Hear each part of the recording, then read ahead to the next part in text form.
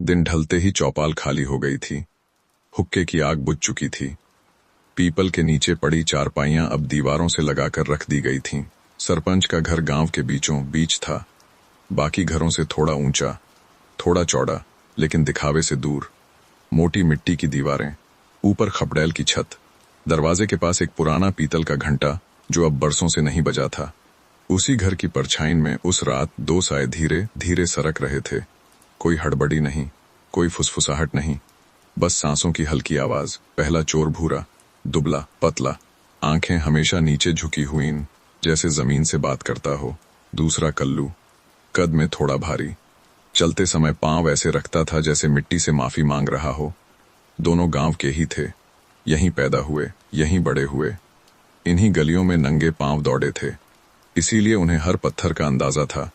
कौन सी ईंट ढीली है, कहाँ खपरेल थोड़ी नीचे झुकी है, किस खिड़की की कुंडी रात में भी आवाज नहीं करती। सरपंच के घर के पीछे एक छोटा सा आंगन था। वहां नीम का पेड़ था, बहुत पुराना, उसकी जड़ें दीवार को छूती थीं। भूरा सबसे पहले रुका। उसने हाथ बढ़ाकर दीवार को छुआ। मिट्टी ठंडी थी, नम थी। उसने आंखें बंद कीं, एक पल के लिए, जैसे याद कर रहा हो कभी इसी आंगन में वह सरपंच के बेटे के साथ गिल्ली डंडा खेला करता था। कल्लू ने इशारे से कहा, अब। दोनों दीवार के पास झुके।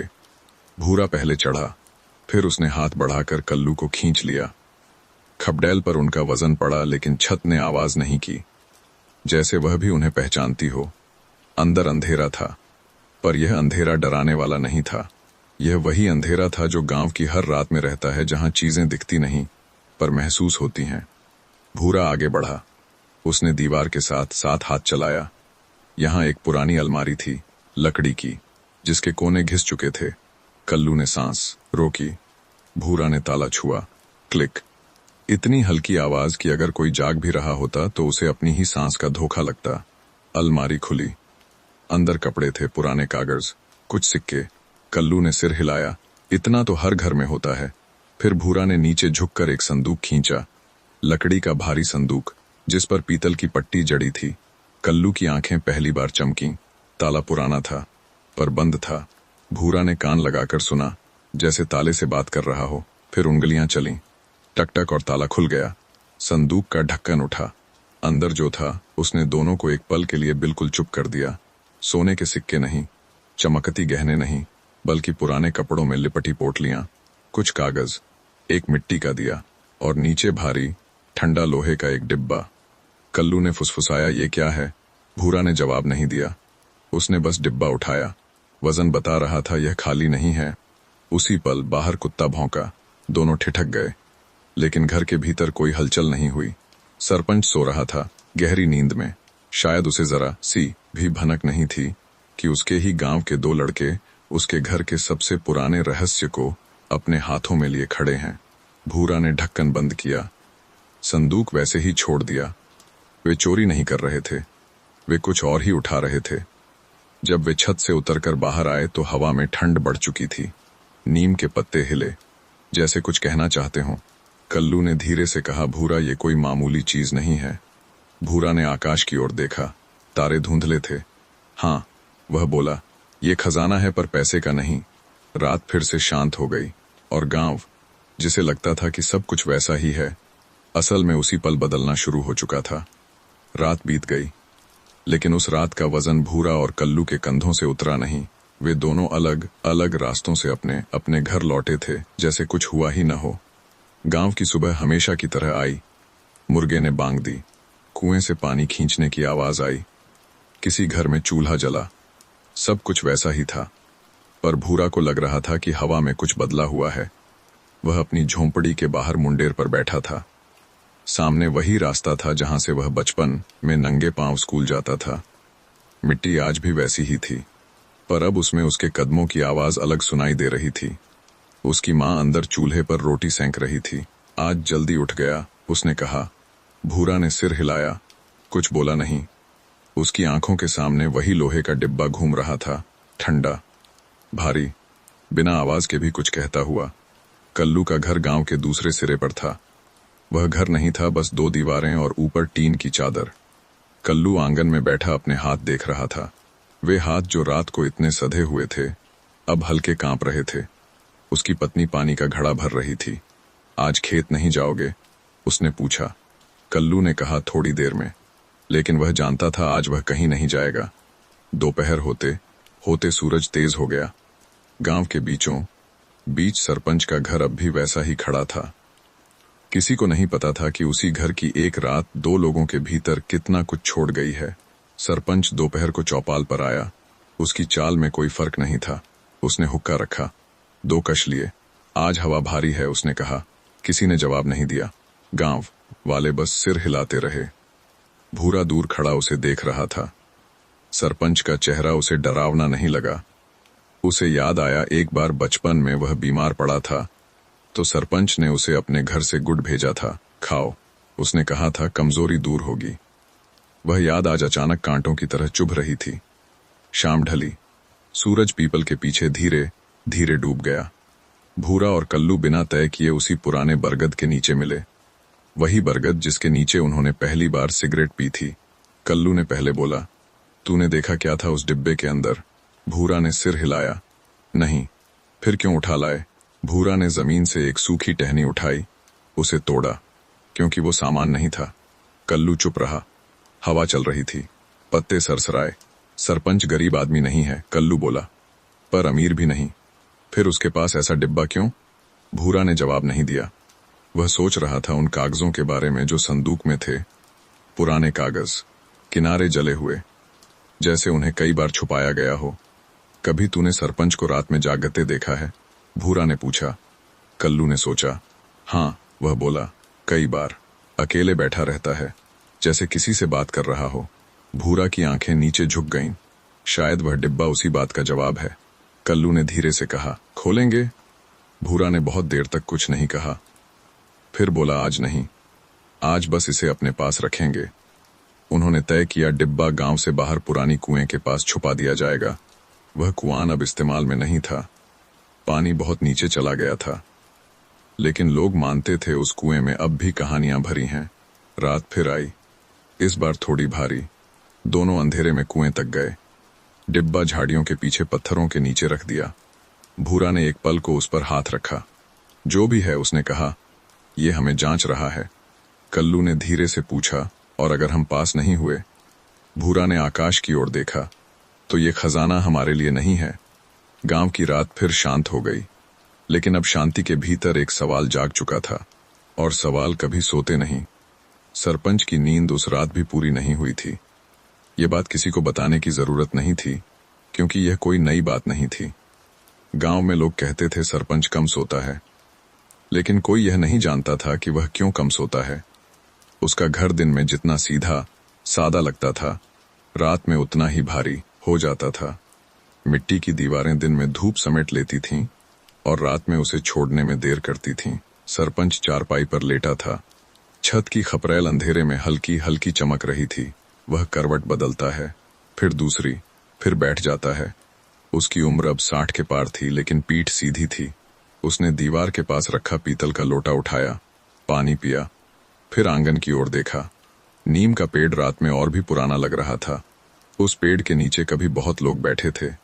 आज वह अकेला था। सरपंच धीरे से उठा, नंगे पांव आंगन में उतरा। मिट्टी ठंडी थी। वह उसी जगह रुका जहां संदूक रखा था, या जहां उसे होना चाहिए था। उसने नीचे देखा, कुछ नहीं बदला था। संदूक वैसे ही रखा था, ढक्कन बंद, ताला लगा। लेकिन सरपंच का दिल थोड़ा सा डूब गया। वह ताले को छूकर नहीं देखता, बस कुछ पल खड़ा रहता है, फिर धीरे से वापस मुड़ जाता है। जैसे वह जानता हो अगर सच जानना है तो हाथ नहीं, वक्त लगाना पड़ेगा। वह अंदर गया, दिए को हल्का सा हिलाया, लौ थोड़ी और स्थिर हो गई। वह चौकी पर बैठा, आंखें बंद कीं, और समय पीछे लौटने लगा, बहुत पीछे। उस समय जब यह गांव इतना शांत नहीं था, जब रातें इतनी भरोसेमंद नहीं थीं। सरपंच तब जवान था, नाम तब भी वही था, लेकिन लोग उसे सरपंच नहीं, बस धीरज कहते थे। धीरज उस समय खेतों में काम करता था, हल चलाता, बीज डालता, और हर शाम उसी नीम के नीचे बैठ जाता।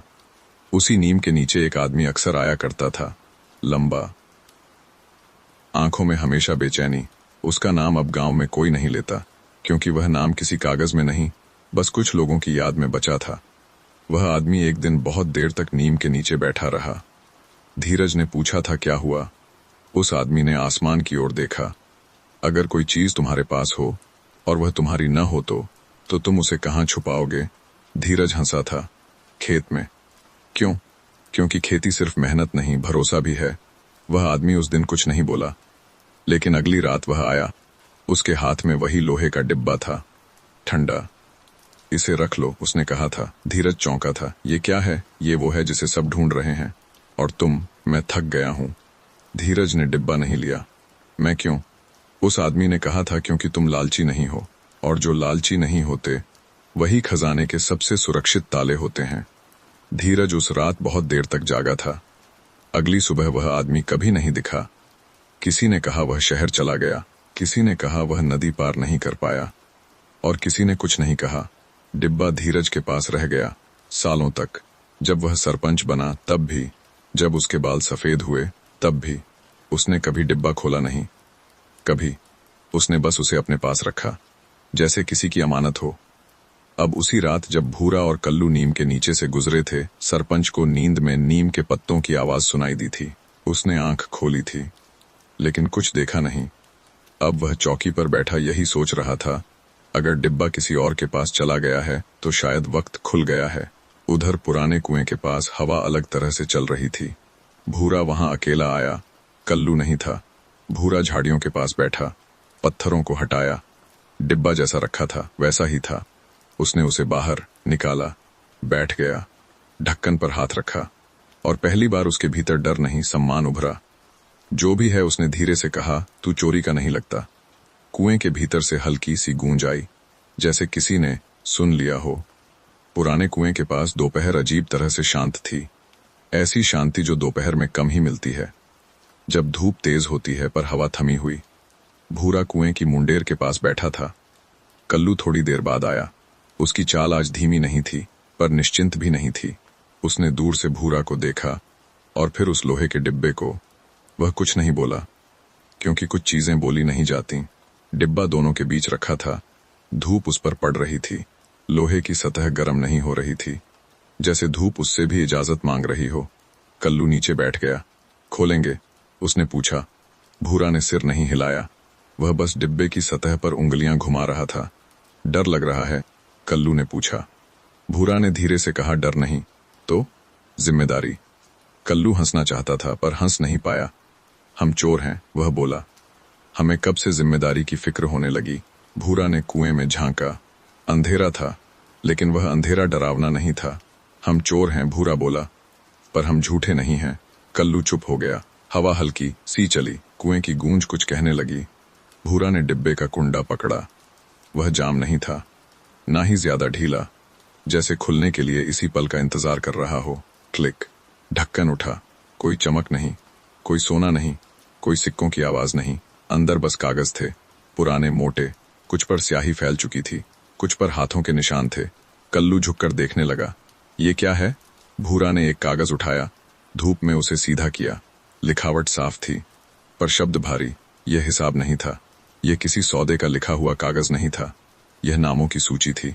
गांव के नाम, कुछ ऐसे जो अब मिट्टी में मिल चुके थे, कुछ ऐसे जो अब भी जिंदा थे। कल्लू ने नाम पढ़ा। उसका गला सूख गया। ये तो हमारे ही लोग हैं। भूरा ने दूसरा कागज निकाला। इस पर तारीखें थीं, पुरानी, कुछ अकाल के सालों की, कुछ लड़ाई के समय की, और नीचे लिखा था, जो बचा वह रखा गया, जो गया उसका हिसाब जमीन जानती है। कल्लू पीछे हट गया। ये खजाना नहीं है, वह बोला, ये बोझ है। भूरा ने सिर हिलाया। नहीं, वह बोला, ये गवाही है। डिब्बे के एक कोने में एक कपड़ा था, पुराना, साफ रखा हुआ। भूरा ने उसे खोला। अंदर कुछ सिक्के थे, ज्यादा नहीं, गिने चुने, ऐसे सिक्के जो चलन में अब नहीं थे। कल्लू ने एक उठाया। उसकी उंगलियों में ठंडक दौड़ गई। ये कहां से आए? भूरा ने कहा, शायद उनसे जिनका नाम कागज में है। कल्लू की आंखें कुएं की तरफ गईं। तो सरपंच, भूरा ने बात पूरी नहीं होने दी। सरपंच इसका मालिक नहीं था, वह इसका पहरेदार था। काफी देर दोनों चुप बैठे रहे। धूप अब ढलने लगी थी, पक्षी उड़ने लगे थे। कल्लू ने धीरे से कहा, अगर ये बाहर आया तो गांव टूट जाएगा। भूरा ने कागज फिर से मोड़ा, डिब्बे में रखा, ढक्कन बंद किया। इसलिए इसे खोला नहीं गया। और शायद इसीलिए हमें मिला। कल्लू ने उसकी तरफ देखा। हम क्या करेंगे? भूरा ने पहली बार सीधे उसकी आंखों में देखा। हम चोरी पूरी करेंगे। कल्लू हक्का बक्का रह गया। मतलब भूरा बोला, जो गलत तरीके से छुपाया गया था उसे सही तरीके से लौटाया जाएगा। हवा अब ठंडी हो गई थी। कुएं के पास परछाइयां लंबी होने लगी थीं। गांव दूर से शांत दिख रहा था, पर उस शांति के नीचे अब बहुत पुरानी कहानियां सांस ले रही थीं, और उन कहानियों ने दो चोरों को अपना रास्ता दिखाना शुरू कर दिया था। शाम धीरे धीरे गांव की छतों पर उतर रही थी। धूप अब सीधी नहीं पड़ रही थी। वह दीवारों से फिसलती, खपरेलों के कोनों में अटकती और फिर मिट्टी में घुल जाती थी। भूरा और कल्लू पुराने कुएं से लौट रहे थे। डिब्बा फिर से पत्थरों के नीचे छुपा दिया गया था, लेकिन अब वह छुपा नहीं था, वह दोनों के भीतर खुला हुआ था। रास्ते में कल्लू बार बार रुकता, जैसे उसके पैर आगे बढ़ना भूल गए हों। भूरा यह देख रहा था, पर कुछ कह नहीं रहा था। कभी कभी चुप रहना सबसे बड़ा सहारा होता है। गांव के पास आते आते कल्लू अचानक रुक गया। भूरा, उसने कहा। आवाज थोड़ी भारी थी। भूरा मुड़ा। हम इसमें नहीं पढ़ सकते।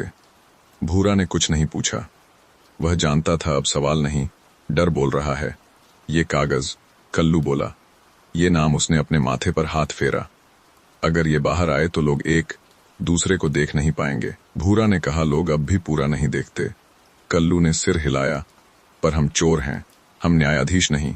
भूरा ने जमीन से एक कंकड़ उठाया, उसे उछाला, फिर पकड़ लिया। न्यायाधीश हम नहीं बनेंगे, वह बोला, बस डाकिया बनेंगे। कल्लू हंसा नहीं, उसके भीतर कुछ टूट रहा था। अगर सरपंच को पता चला?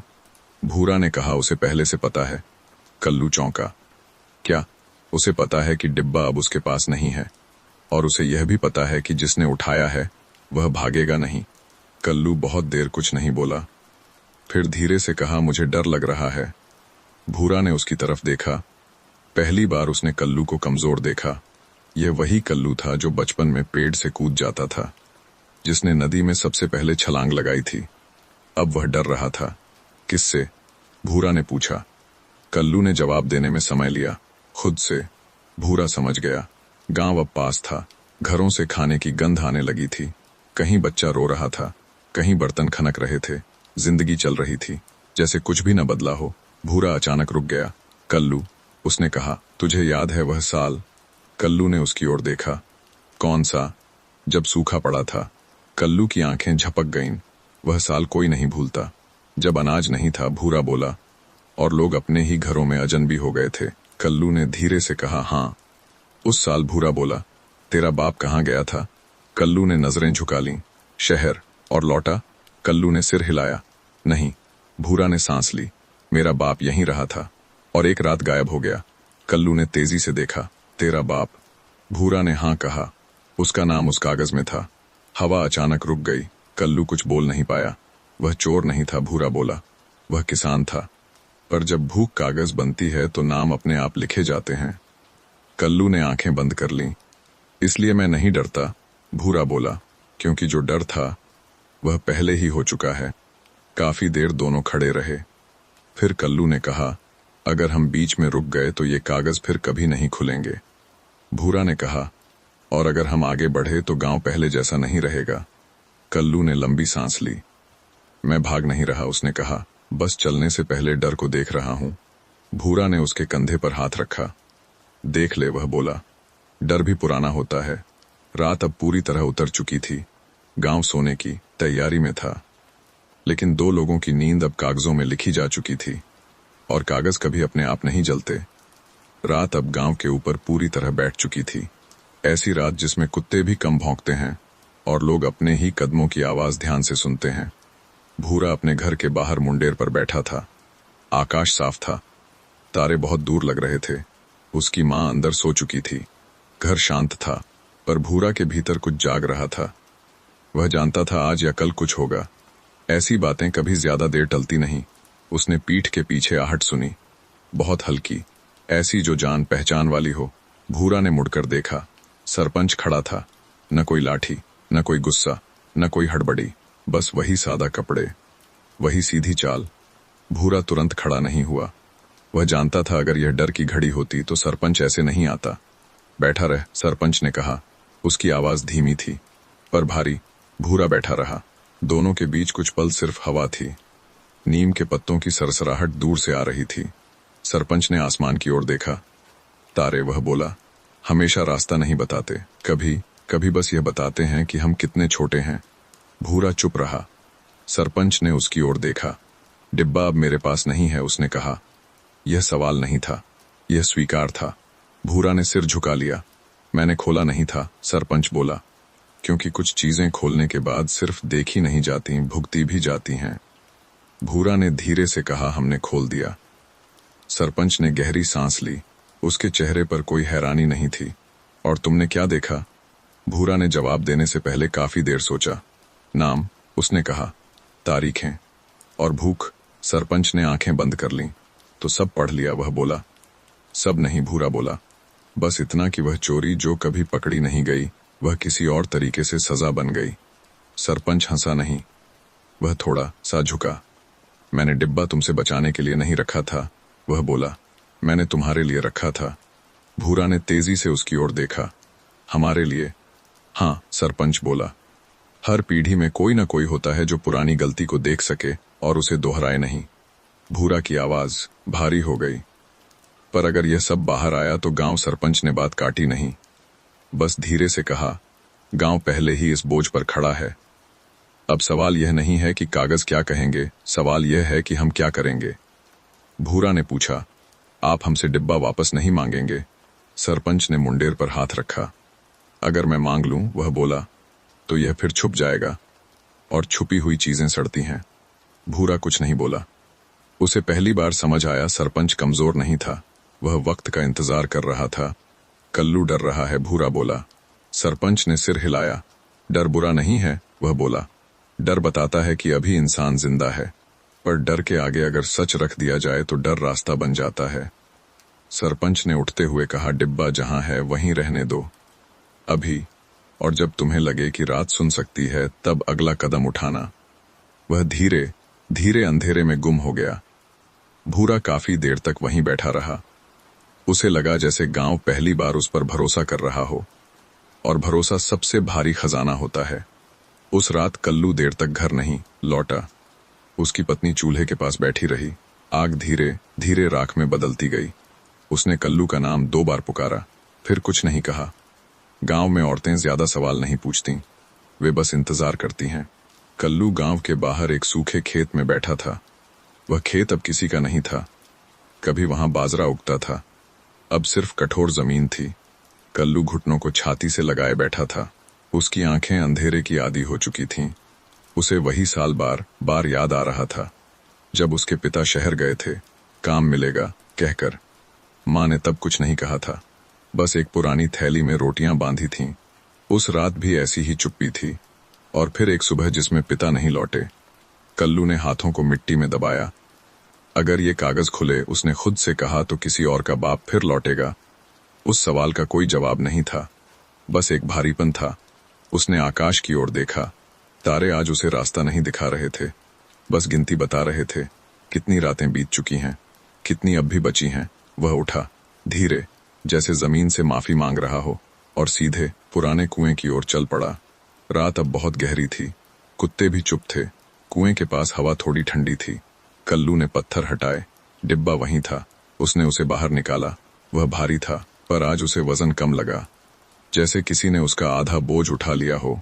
उसने ढक्कन नहीं खोला, बस डिब्बे के सामने बैठ गया। मैं भाग नहीं रहा, उसने धीरे से कहा, पर मैं चुप भी नहीं रह सकता। उसने डिब्बा उठाया और पहली बार सीधे सरपंच के घर की ओर चल पड़ा। पीछे से किसी ने आवाज नहीं दी, जैसे रात खुद उसे छोड़ रही हो। सरपंच के घर के पास नीम फिर हिल रहा था। कल्लू रुका। उसने डिब्बा जमीन पर रखा और दरवाजे के पास बैठ गया। खटखटाया नहीं, बस बैठा रहा। कुछ देर बाद दरवाजा अपने आप खुला। सरपंच बाहर आया। उसने कुछ नहीं पूछा। कल्लू ने सिर झुका लिया। मैं डर गया था, वह बोला, और फिर समझ आया, डर अगर अकेले रखा जाए तो वह हमसे बड़ा हो जाता है। सरपंच ने डिब्बे की ओर देखा, फिर कल्लू की ओर। तुम इसे वापस देने नहीं आए, उसने कहा। कल्लू ने धीरे से ना कहा, मैं इसे अकेले ढोना नहीं चाहता। सरपंच ने मुंडेर पर बैठते हुए कहा, तो अब 3 लोग जानते हैं। कल्लू ने सांस ली। और अगर 3 कम पड़ गए? सरपंच ने नीम की ओर देखा। तो वक्त खुद लोग जोड़ देगा। कल्लू की आंखें भीग गईं। वह रोया नहीं, बस भीग गया, जैसे सूखी जमीन पहली बारिश में भीगती है। उस रात डिब्बा सरपंच के घर नहीं गया।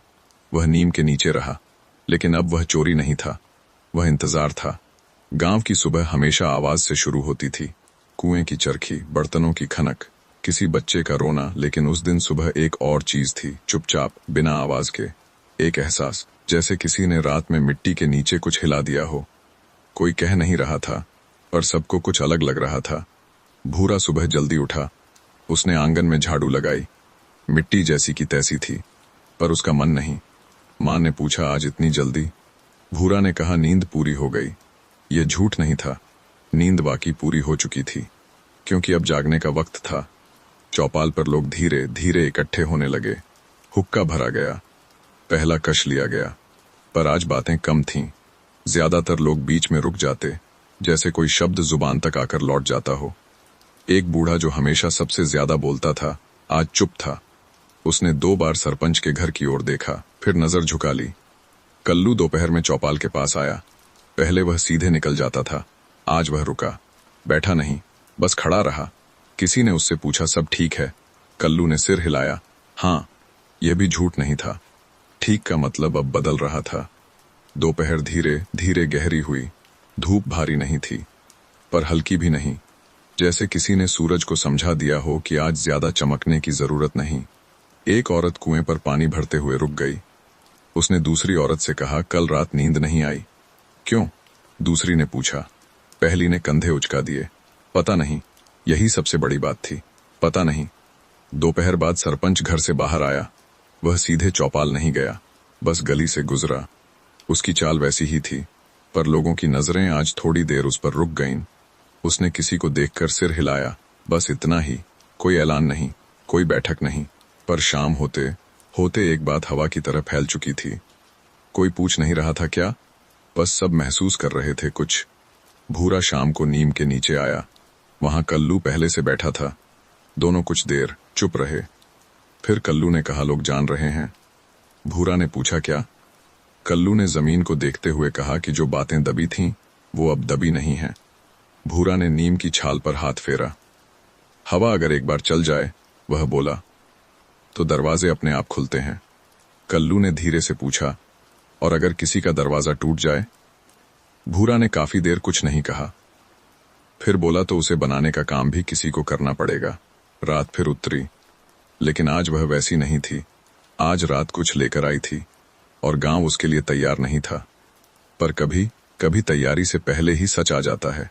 सुबह थोड़ी देर से आई, या शायद गांव उसे आने नहीं देना चाहता था।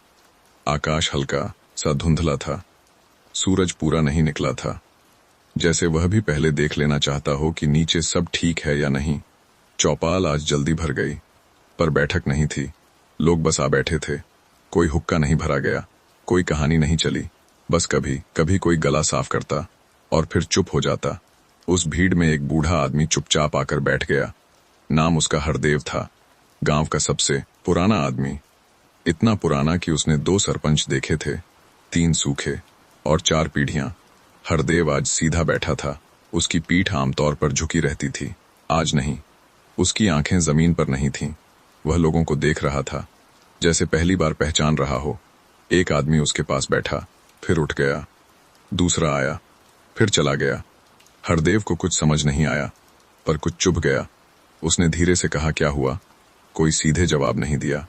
एक युवक जो हरदेव का पोता था, उसने नजर चुरा ली। हरदेव को याद आया एक रात बहुत पुरानी, जब उसके घर में अनाज नहीं था, जब उसने चुपचाप किसी दूसरे खलिहान से 2 मुट्ठी अनाज उठा लिया था। चोरी नहीं, बस उधार। उसने सोचा था अगली फसल में लौटा दूंगा, पर अगली फसल आई ही नहीं। उसके बाद जिंदगी चलती गई। उसने कभी उस बात को दोबारा सोचा नहीं, लेकिन आज वह बात उसके सामने बैठी थी, बिना बोले। हरदेव ने अपने हाथों को देखा। वे हाथ अब कांपते थे, पर कभी इन्हीं हाथों से उसने गांव की दीवारें उठाई थीं। उसने धीरे से सांस ली। अगर किसी का नाम बिना बुलाए मन में आ जाए, तो समझ लो वक्त उसे याद कर रहा है। यह उसने खुद से कहा। दोपहर तक गांव में एक अजीब सी हलचल थी। कहीं लोग आपस में नजरें नहीं मिला रहे थे, कहीं कोई बहुत देर एक ही जगह खड़ा था। हरदेव घर लौटा। उसकी बहू रोटी बना रही थी। उसने बिना देखे पूछा, कुछ चाहिए? हरदेव ने कहा नहीं, पर उसकी आवाज पहले जैसी नहीं थी। वह अपने कमरे में गया, पुरानी लकड़ी की पेटी खोली। उसमें कुछ कागज थे, पुराने, कुछ टूटे हुए औजार और एक मुट्ठी जले हुए अनाज के दाने। वह कई सालों से उन्हें संभाल कर रखा था, क्यों वह खुद भी नहीं जानता था। आज उसने उन्हें हथेली में रखा और आंखें बंद कर लीं। शाम होते होते हरदेव नीम के पास आ खड़ा हुआ, वहीं जहां भूरा और कल्लू अक्सर बैठते थे। आज वहां कोई नहीं था, सिर्फ हवा थी। हरदेव ने धीरे से कहा, अगर मेरा नाम लिखा है तो मुझे बताया जाए। नीम ने कुछ नहीं कहा, लेकिन उसकी पत्तियां थोड़ी देर और हिलती रहीं। रात आई और पहली बार गांव में एक आदमी सो नहीं पाया, इस डर से नहीं कि कोई उसे पकड़ लेगा, बल्कि इस सवाल से कि अगर कोई उसे माफ कर दे तो वह खुद को माफ कर पाएगा या नहीं। रात गांव पर ठहर गई थी, ऐसी रात जो आगे बढ़ती नहीं, बस खड़ी रहती है। हरदेव चारपाई पर लेट तो गया था, पर नींद उसके पास नहीं आई। छत की खपरेल अंधेरे में एक जैसी दिख रही थी। वह हर एक को गिनने लगा। 1 2 3 पर गिनती उसे कहीं नहीं ले जा रही थी। उसके कान हर आवाज पकड़ रहे थे, कुत्ते का हल्का सा हिलना, दूर किसी झोंपड़ी से खांसी, और बीच बीच में अपनी ही सांस। उसे बार बार वही बात याद आ रही थी, डिब्बा, कागज, नाम। उसने आंखें बंद की, लेकिन नाम अंदर और साफ हो गया। वह उठ बैठा, चारपाई चरमराई। बहू हिल गई। कुछ हुआ?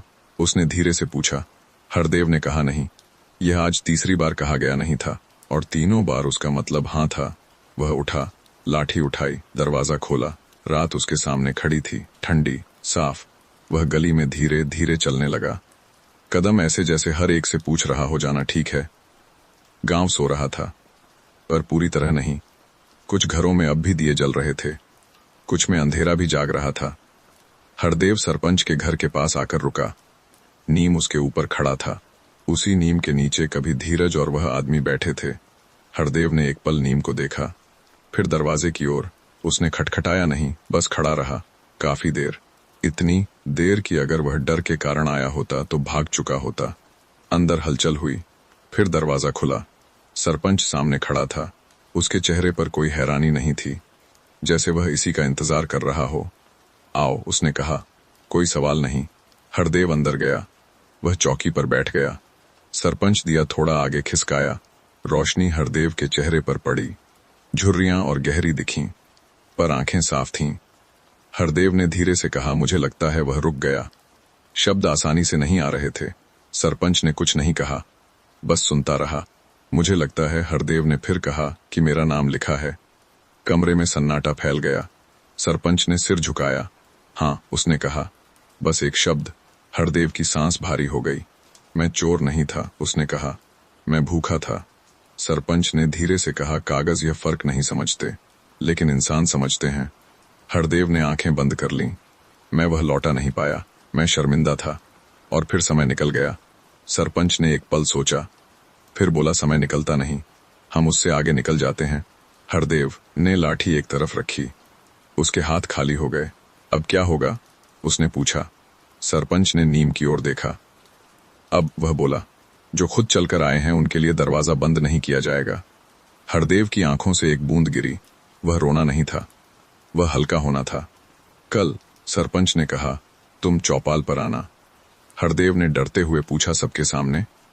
हाँ, सरपंच बोला, क्योंकि जो बात सबके भीतर है उसे सबके बीच ही रखा जाता है। हरदेव ने धीरे से सिर हिलाया। जब वह बाहर निकला तो रात पहले जैसी नहीं थी। वह अब ठहरी नहीं थी, वह धीरे धीरे आगे बढ़ रही थी, और उसके साथ एक आदमी जो कई सालों बाद घर लौट रहा था। सुबह बहुत धीरे आई, जैसे गांव खुद तय कर रहा हो कि आज जल्दी नहीं उठना है। आसमान साफ था, लेकिन धूप में वह तेजी नहीं थी जो आमतौर पर होती है। कुएं पर औरतें पानी भरने आईं, बातें हुईं, पर आवाजें नहीं। हंसी आधी रह गई, शब्द बीच में रुक गए। सबको पता था आज चौपाल पर कुछ होने वाला है। कोई यह नहीं जानता था कि क्या, पर यह सब जानते थे कि आज कुछ टलने वाला नहीं। चौपाल दोपहर से पहले भरने लगी। पीपल के नीचे चारपाइयां फिर से बिछाई गईं। हुक्का रखा तो गया, पर भरा नहीं गया। सरपंच आकर अपनी जगह बैठ गया। उसने कुछ नहीं कहा, बस बैठा रहा। लोग एक एक कर आते गए। कोई बहुत पास नहीं बैठा, सब थोड़ा थोड़ा फासला रखकर बैठे, जैसे खुद से भी थोड़ा दूर बैठे हों। भूरा एक तरफ खड़ा था, कल्लू दूसरी ओर। दोनों आज चोर नहीं लग रहे थे, वे आज सिर्फ गवाह थे। हरदेव सबसे आखिर में आया, लाठी के सहारे। उसकी चाल धीमी थी, लेकिन पीठ आज भी सीधी थी। वह चौपाल के बीच आकर रुक गया। किसी ने उसे बैठने को नहीं कहा, किसी ने उसे रोका भी नहीं। सरपंच ने सिर उठाया। आ गए? उसने पूछा। हरदेव ने हाँ में सिर हिलाया। फिर कुछ पल किसी ने कुछ नहीं कहा। सन्नाटा इतना गहरा था कि पत्ते गिरने की आवाज सुनाई दे रही थी। हरदेव ने गला साफ किया। उसकी आवाज कांप रही थी, पर वह रुका नहीं। मेरा नाम, उसने कहा, एक कागज में लिखा है। किसी ने चौंक कर सांस ली, किसी ने नीचे देखा, किसी ने आसमान। मैं चोर नहीं था, हरदेव ने कहा। मैं भूखा था। उसने अपने हाथ सबके सामने फैलाए। ये हाथ कभी चोरी के लिए नहीं उठे, बस एक बार भूख के लिए उठे थे। किसी ने कुछ नहीं कहा, क्योंकि बहुत से लोग उसी भूख को पहचानते थे। हरदेव ने सिर झुकाया। मैं वह लौटा नहीं पाया। मैं डर गया, और फिर समय आदत बन गया। सन्नाटा और गहरा हो गया। सरपंच ने धीरे से कहा, क्या कोई और है जो खड़ा होना चाहता है? यह सवाल नहीं था, यह न्योता था। कोई तुरंत नहीं उठा। कुछ पल बाद एक आदमी अपनी जगह हिला, फिर बैठ गया। उसके चेहरे पर पसीना था। फिर एक और, फिर एक और, पर कोई खड़ा नहीं हुआ। सरपंच ने भूरा की ओर देखा। भूरा ने डिब्बे की बात नहीं की, बस इतना कहा, जो कागज है वह सबके लिए खुला नहीं है, पर जो सच है वह सबके भीतर खुल चुका है। कल्लू ने धीरे से कहा, हम किसी को नीचा दिखाने नहीं आए। हम बस वह बोझ हल्का करना चाहते हैं जो बरसों से गांव उठाए हुए हैं। एक बूढ़ी औरत पीछे से बोली, भूख पाप नहीं होती। उसकी आवाज कमजोर थी, पर शब्द मजबूत। एक आदमी जो अब तक चुप था, उसने कहा, पर चुप रहना पाप बन जाता है। पहली बार चौपाल पर शब्द अपने आप चल पड़े, बिना नारे के, बिना गुस्से के, बस सच की तरह। सरपंच ने आखिर में कहा, आज कोई फैसला नहीं होगा, आज बस सुनना होगा, क्योंकि जो आज बोला गया वह एक दिन न्याय बन जाएगा। हरदेव धीरे धीरे पीछे हटा। उसके कंधे अब झुके नहीं थे। चौपाल धीरे धीरे खाली होने लगी, पर सन्नाटा वहां रुका रहा, क्योंकि कुछ सन्नाटे तोड़ने के लिए नहीं होते, वे समझने के लिए होते हैं। चौपाल खाली हो चुकी थी, पर उसके नीचे बैठी हवा अब भी कुछ पकड़े हुए थी। सरपंच सबसे आखिर में उठा। उसने चारपाई को पीछे सरकाया। पीपल की छाया अब सीधी पड़ने लगी थी। भूरा और कल्लू उसके साथ चल पड़े। तीनों बिना बोले सरपंच के घर की ओर बढ़े। रास्ते में लोग अपने अपने घरों में घुस गए। कोई नजर नहीं मिला रहा था। नजर मिलाने की अब जरूरत नहीं थी। सरपंच के आंगन में नीम आज और शांत था। उसके नीचे वही जगह थी जहां डिब्बा बरसों पड़ा रहा था। सरपंच ने वहीं बैठते हुए कहा, आज हम इसे यहां नहीं रखेंगे। कल्लू चौंका। फिर कहां? सरपंच ने आंगन की मिट्टी को देखा, जहां इसे छुपाया नहीं जाएगा। भूरा ने धीरे से पूछा, तो सबको दिखाया जाएगा? सरपंच ने सिर हिलाया। नहीं, दिखाना और समझाना एक चीज नहीं होती। वह अंदर गया। थोड़ी देर बाद एक पुरानी लकड़ी की पेटी लेकर लौटा। वह पेटी वही थी जिसमें गांव के पुराने कागज रखे जाते थे, जमीन के नक्शे, फसल के हिसाब और मृत लोगों के नाम। सरपंच ने डिब्बा खोला। पहली बार उसने कागज अपने हाथ में लिए। वह कांपा नहीं, बस थोड़ा सा रुका, जैसे हर शब्द को उठाने से पहले इजाजत ले रहा हो। ये सजा की सूची नहीं है, उसने कहा, ये गवाही है, और गवाही हमेशा अकेले नहीं रखी जाती। उसने कुछ कागज अलग किए। ये उनके नाम हैं जो खुद चलकर आए। इन पर अब कुछ नहीं लिखा जाएगा। कल्लू ने सांस ली। और बाकी? सरपंच ने कागजों को पेटी में रखा। बाकी अब गांव की अमानत हैं, न मेरे, न तुम्हारे, न किसी एक के। भूरा ने पूछा, और अगर कोई नाम सुनकर डर जाए? सरपंच ने नीम की ओर देखा। तो उसे समय दिया जाएगा, क्योंकि सच भागता नहीं, इंसान भागते हैं। उसने पेटी का ढक्कन बंद किया। आज से, वह बोला, यह पेटी चौपाल के कमरे में रहेगी, खुली नहीं, पर छुपी भी नहीं। कल्लू ने धीरे से कहा, और हम? सरपंच ने उन दोनों की ओर देखा। तुम अब चोर नहीं हो, तुम याद के पहरेदार हो। भूरा ने पहली बार हल्की सी मुस्कान महसूस की। वह हंसा नहीं, बस हल्का हुआ। शाम ढलने लगी। सरपंच ने पेटी उठाई। तीनों फिर चौपाल की ओर चल पड़े। इस बार उनके कदम भारी नहीं थे, क्योंकि बोझ अब छुपा हुआ नहीं था, और जो बोझ छुपा न हो वह धीरे धीरे जिम्मेदारी बन जाता है। चौपाल का कमरा अब पहले जैसा नहीं था।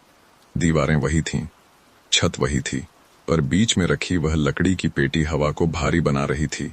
पेटी खुली नहीं थी, पर बंद भी नहीं लगती थी, जैसे उसके भीतर कुछ सांस ले रहा हो। पहला दिन शांत बीता, दूसरा भी। लोग चौपाल आते, बैठते, बातें करते, पर कमरे की ओर नजर अपने आप चली जाती। कोई अंदर नहीं गया, क्योंकि अब जरूरत नहीं थी। तीसरे दिन दोपहर कुछ ज्यादा गर्म थी।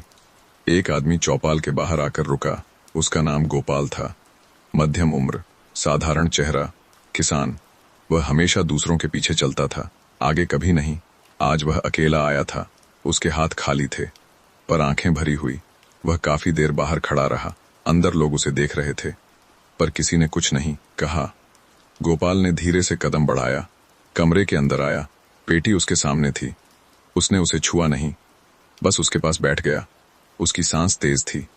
किसी ने पूछा नहीं क्यों आए, क्योंकि यह सवाल अब जरूरी नहीं था। कुछ देर बाद गोपाल ने धीरे से कहा, मुझे लगता है। उसकी आवाज टूट गई। उसने फिर कोशिश की, मुझे लगता है कि मेरे पिता का नाम भी होगा। कमरे में एक हलचल सी हुई। किसी ने सिर झुकाया, किसी ने आंखें बंद कीं। सरपंच बाहर बैठा था। वह अंदर आया, गोपाल की ओर देखा। तुम्हें यकीन है? उसने पूछा। गोपाल ने धीरे से कहा, यकीन नहीं, बस एक खाली जगह है। सरपंच ने पेटी की ओर देखा। खाली जगह कभी बिना वजह नहीं बनती, वह बोला। गोपाल ने कहा, मेरे पिता उस साल लौटे नहीं थे, और हमने कभी पूछा नहीं कि क्यों। हम बस आगे बढ़ गए। उसकी आवाज अब स्थिर थी, जैसे कुछ भीतर ठहर गया हो। सरपंच ने धीरे से कहा, यह पेटी जवाब देने के लिए नहीं रखी गई, यह सवाल सही जगह रखने के लिए है। गोपाल ने सिर हिलाया। मुझे नाम देखने नहीं है, मुझे बस यह जानना है कि अगर वह गलत था तो क्या मैं अब ठीक हो सकता हूं। किसी के पास तुरंत जवाब नहीं था, क्योंकि यह सवाल कागज का नहीं था, यह रिश्तों का था। सरपंच ने धीरे से कहा, जो खुद चलकर यहां आता है वह आधे रास्ते पर पहुंच चुका होता है। गोपाल ने पेटी के पास हाथ जोड़े। यह प्रार्थना नहीं थी, यह स्वीकार था। वह उठा और बिना पीछे देखे बाहर चला गया। उसके जाने के बाद कमरा और शांत हो गया, जैसे पेटी अब थोड़ी हल्की हो गई हो। भूरा ने कल्लू से धीरे से कहा, अब नाम बाहर नहीं आएंगे, लोग खुद अंदर आएंगे। कल्लू ने सिर हिलाया, और यही सबसे भारी सच होता है। शाम ढली, पेटी वहीं थी, पर अब वह डर नहीं थी, वह रास्ता बन चुकी थी। उस रात पेटी खुली नहीं, किसी ने उसे छुआ नहीं। फिर भी सुबह होते होते उसके भीतर कुछ बदल चुका था। चौपाल का कमरा सुबह हल्की धूप से भर गया। खिड़की से आती धूप सीधे पेटी पर पड़ी। लकड़ी पुरानी थी, उसमें दरारें थीं, पर आज वे दरारें कमजोरी नहीं लग रही थीं, वे सांस लेने की जगह लग रही थीं। सरपंच सबसे पहले आया। उसने कमरे में झाड़ू नहीं लगवाई, क्योंकि कुछ जगहों पर धूल भी जरूरी होती है। भूरा पीछे पीछे आया, कल्लू उसके बाद। तीनों कुछ देर खड़े रहे, किसी ने कुछ नहीं कहा। फिर सरपंच ने धीरे से पेटी का ढक्कन खोला। कोई आवाज नहीं, जैसे पेटी इसके लिए तैयार थी। अंदर वही कागज थे, वही नाम, वही तारीखें, पर एक कागज अलग लग रहा था। नया नहीं, फटा नहीं, बस अलग। सरपंच ने उसे उठाया, धूप में सीधा किया। उस पर कोई नया शब्द नहीं था, लेकिन एक पुरानी लकीर थोड़ी हल्की हो गई थी, जैसे किसी ने रात में उसे उंगली से मिटाने की कोशिश की हो। भूरा ने ध्यान से देखा। ये कैसे? उसने पूछा। सरपंच ने कागज वापस रखा। जब नाम स्वीकार कर लिया जाता है तो कागज अपना वजन खो देता है। कल्लू ने धीरे से कहा, पर स्याही तो वही है। सरपंच ने नीम की ओर देखा। स्याही कभी पहली नहीं बदलती, पहले नजर बदलती है। उसने पेटी फिर से बंद कर दी। आज यहां कोई नहीं आएगा, पर जो आना चाहते हैं वे रुक भी नहीं पाएंगे। दोपहर तक गांव में अजीब सी शांति थी। लोग अपने काम में लगे थे, पर काम आज सिर से नहीं दिल से हो रहा था। एक आदमी खेत में हल चला रहा था, अचानक रुक गया। उसने हाथ से माथे का पसीना पोंछा। उसे अपने पिता की एक बात याद आ गई, गलती छुपाई जाए तो बढ़ती है, स्वीकार की जाए तो रास्ता बनाती है। वह हल वहीं छोड़कर गांव की ओर चल पड़ा। उधर एक औरत रोटी बनाते बनाते रुक गई। उसकी उंगलियां आटे में थमी रहीं। उसे अपनी सास की आवाज याद आ गई। वह जो मरते वक्त कुछ कहना चाहती थी पर कह नहीं पाई। आटे में उसकी उंगलियों के निशान गहरे हो गए। शाम होते होते चौपाल के कमरे के बाहर दो लोग खड़े थे। अंदर नहीं गए, बस खड़े रहे, जैसे खुद को तैयार कर रहे हों। भूरा ने दूर से देखा। वह समझ गया कागज बदल नहीं रहा, लोग बदल रहे हैं।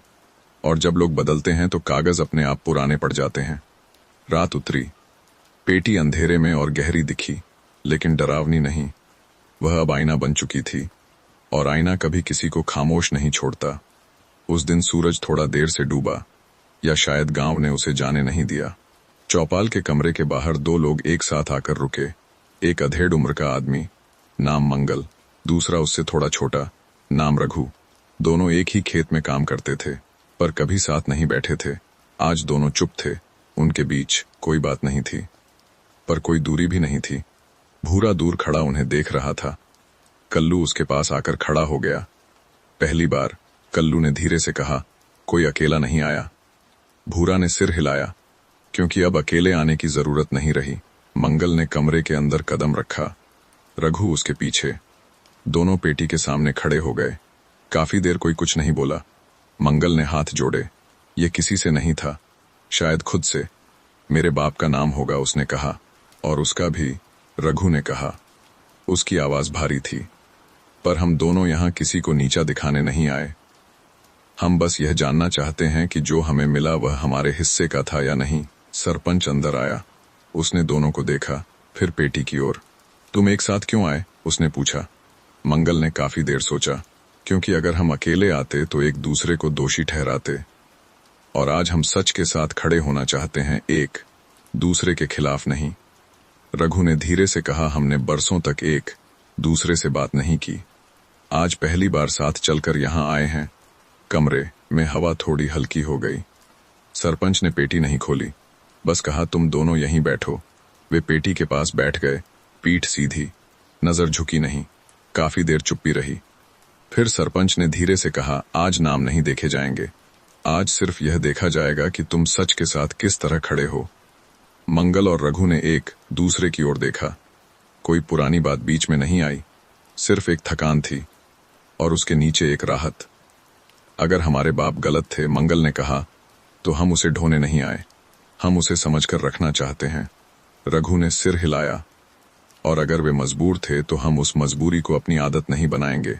सरपंच ने धीरे से मुस्कुराया, बहुत हल्की, जैसे किसी ने सही वक्त पर सही बात कह दी हो। आज वह बोला, पेटी और हल्की हो गई। शाम होने लगी। मंगल और रघु उठे। दोनों एक साथ बाहर निकले। लोग उन्हें देख रहे थे, पर आज नजरें तोल नहीं रही थीं। वे बस देख रही थीं। भूरा ने कल्लू से कहा, अब सच रुकने लगा है। कल्लू ने जवाब दिया, और जब सच रुकता है तो वह घर बनाता है। रात आई। पेटी अंधेरे में और स्थिर दिखी, जैसे अब उसे जल्दी कुछ साबित नहीं करना, क्योंकि सच अब अकेला नहीं था। गांव में उस सुबह कोई खास आवाज नहीं थी, न ढोल, न ऐलान, न बुलावा। फिर भी लोग अपने अपने काम थोड़ा जल्दी निपटा रहे थे, जैसे किसी ने मन ही मन कह दिया हो, आज कहीं पहुंचना है। चौपाल के पास एक बूढ़ी औरत आकर बैठ गई। उसका नाम धनिया था। वह बहुत कम बोलती थी। गांव में कई लोग उसे जानते थे, पर उसकी कहानी कोई नहीं जानता था। आज वह अकेली नहीं आई थी, उसके साथ उसका बेटा था, मध्यम उम्र का, शांत चेहरा। दोनों चौपाल के कमरे के बाहर रुके। बेटा अंदर जाना चाहता था। धनिया ने उसका हाथ पकड़ लिया। पहले मैं, उसने कहा। उसकी आवाज कांप नहीं रही थी, बस थकी हुई थी। वह अंदर गई। पेटी वहीं थी, जैसी हमेशा रहती थी। धनिया उसके सामने बैठ गई। कुछ देर उसने आंखें बंद रखीं, जैसे कई सालों की चुप्पी इकट्ठा कर रही हो। फिर उसने कहा, मैं किसी से माफी मांगने नहीं आई। कमरे में कुछ लोग खड़े थे, भूरा, कल्लू और सरपंच। सब सुन रहे थे। मैं माफी देने आई हूं। यह किसी को उम्मीद नहीं थी। धनिया ने धीरे से कहा, उस साल जब अकाल पड़ा, मेरे घर का अनाज गायब हुआ था। मैं जानती थी किसने लिया। उसने सिर उठाया, पर मैं कुछ नहीं बोली, क्योंकि उस घर में बच्चे थे, और मेरे घर में थोड़ा ज्यादा था। कमरे में एक हलचल हुई। धनिया ने हाथ घुटनों पर रख दिए। मैं आज उसके लिए माफी नहीं मांग रही। मैं आज अपने लिए माफी मांग रही हूं, क्योंकि मैंने उस दिन उसे भूखा कहलाने दिया, जबकि वह भूखा नहीं था। उसके बेटे की आंखें भर आईं। सरपंच ने धीरे से पूछा, तुम किससे माफी मांग रही हो? धनिया ने आसमान की ओर देखा, अपने आप से और अपने बच्चे से, कि मैंने सच उसे भी नहीं बताया। उसने धीरे से पेटी को छुआ। यह पेटी नामों की नहीं है, उसने कहा, यह हमारी चुप्पियों की है। काफी देर कोई कुछ नहीं बोला। फिर धनिया उठी, बाहर अपने बेटे के पास आई। बेटे ने धीरे से पूछा, मां हम गलत थे? धनिया ने उसके सिर पर हाथ रखा। न सही, वह बोली, न गलत, बस इंसान।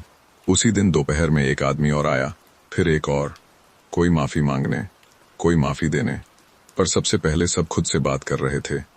भूरा ने कल्लू से धीरे से कहा, माफी कागज में नहीं लिखी जाती। कल्लू ने सिर हिलाया, माफी तो तभी शुरू होती है जब दूसरा आदमी सुन रहा हो।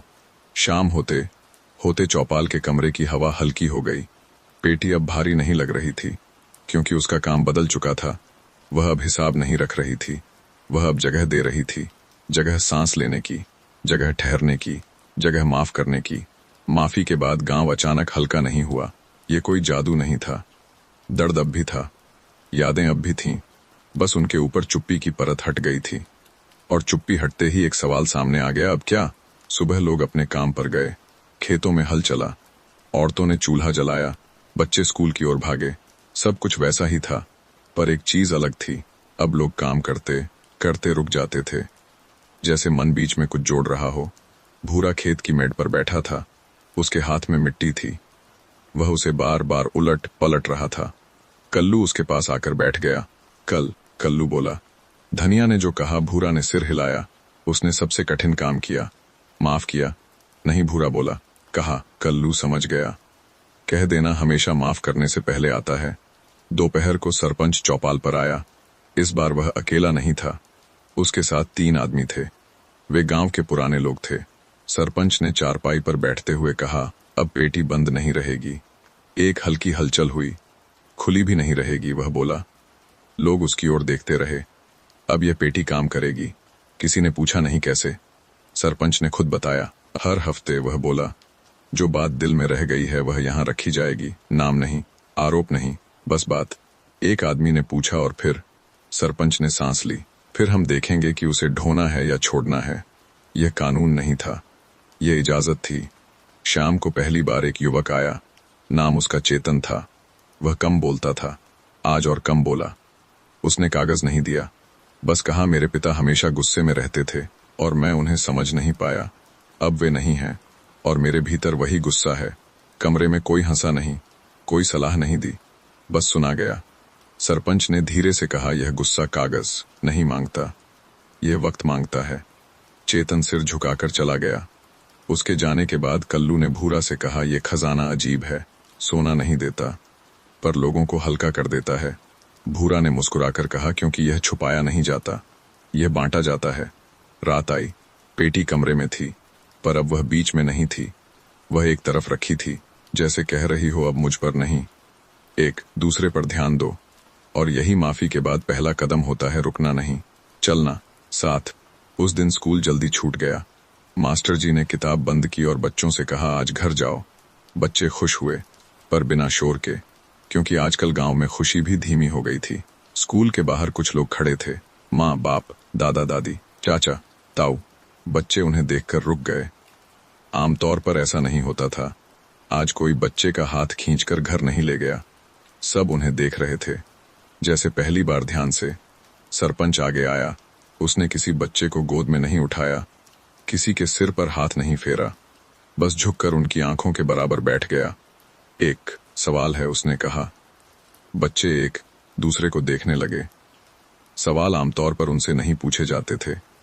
अगर सरपंच ने धीरे से कहा, किसी ने गलती की हो और उसने कबूल कर ली हो, तो तुम उसके साथ क्या करोगे? एक बच्चा हंसा। मारेंगे, उसने कहा। कुछ बच्चे हंस पड़े। सरपंच भी मुस्कुराया। और अगर मारने से वह और डर जाए? बच्चा चुप हो गया। एक लड़की, जिसके बाल 2 चोटियों में बंधे थे, उसने कहा, फिर उसे फिर से मत करने देंगे। कैसे? सरपंच ने पूछा। उसके साथ बैठेंगे, लड़की बोली। जब वह फिर गलत करे तो हम उसे याद दिलाएंगे। सरपंच ने सिर हिलाया। और अगर वह दोबारा गलत न करे? एक छोटा बच्चा, जो अब तक चुप था, बोला, तो फिर उसे बार बार गलत क्यों कहेंगे? उसकी आवाज पतली थी, पर सवाल भारी। पीछे खड़े बड़े लोग चुप हो गए, क्योंकि इस सवाल का जवाब उनके पास नहीं था। एक माँ ने अपने बेटे की ओर देखा। उसे याद आया कितनी बार उसने एक पुरानी बात बार बार उछाली थी, सिर्फ इसलिए क्योंकि वह भूल नहीं पाई थी। सरपंच ने धीरे से कहा, हम बड़े लोग अक्सर गलती को नाम बना देते हैं और नाम को जिंदगी। एक बच्चा पूछ बैठा, तो आप क्यों पूछ रहे हो?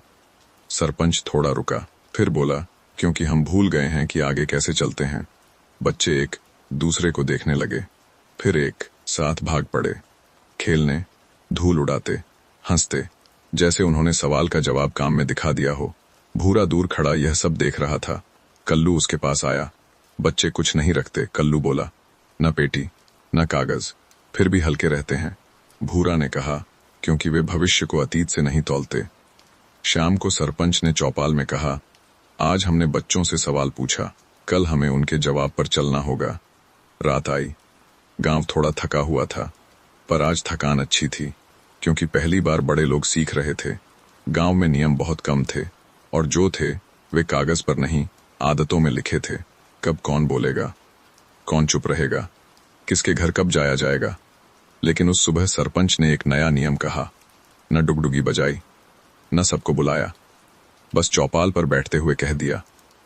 आज से उसने कहा, जब कोई अपनी गलती खुद बताएगा तो उससे पहला सवाल यह नहीं होगा क्यों। लोग उसकी ओर देखने लगे। पहला सवाल यह होगा अब। किसी ने हंसकर कहा, इतना सा। सरपंच ने सिर हिलाया, इतना ही। भूरा और कल्लू पीछे बैठे सुन रहे थे। कल्लू ने धीरे से कहा, क्यों मत पूछेंगे। भूरा ने जवाब दिया, क्यों अक्सर पीछे ले जाता है। और अब आगे। दोपहर को पहला इम्तिहान आया। एक आदमी जिसका नाम नत्थू था चौपाल पर आ खड़ा हुआ। नत्थू छोटी मोटी चोरी के लिए पहचाना जाता था। आज वह खुद आया था। उसने कहा, मैंने पिछले साल बीज उधार लिया था, लौटा नहीं पाया। भीड़ में फुसफुसाहट हुई। पुरानी आदत जाग गई थी। कोई बोलने ही वाला था, क्यों नहीं लौटाया। सरपंच ने हाथ उठाया।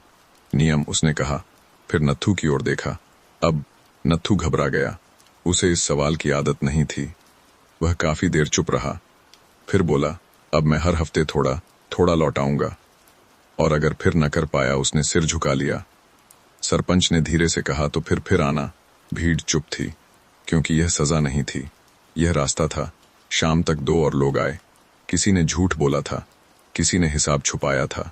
हर बार वही सवाल, अब, और हर बार जवाब अलग। कोई तुरंत ठीक नहीं हुआ, पर कोई भागा भी नहीं। रात को भूरा और कल्लू नीम के नीचे बैठे थे। कल्लू ने कहा, यह नियम लोगों को डरा नहीं रहा। भूरा ने जवाब दिया, क्योंकि यह उन्हें छोटा नहीं कर रहा, यह उन्हें जिम्मेदार बना रहा है।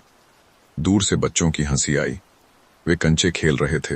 हारने वाला जीतने वाले से कह रहा था, अब फिर खेलेंगे। भूरा ने उस ओर देखा। देख, उसने कहा, नियम हमेशा बड़ों के लिए नहीं होते, कभी कभी वे बच्चों से सीखे जाते हैं। रात गहरी हुई। गांव सो गया, पर एक चीज जाग रही थी अब, और यही सवाल धीरे धीरे गांव की आदत बन रहा था। उस दिन सुबह कुछ अलग नहीं थी। सूरज वैसे ही निकला, कुएं पर वैसी ही भीड़ थी, खेतों में वैसी ही हरियाली।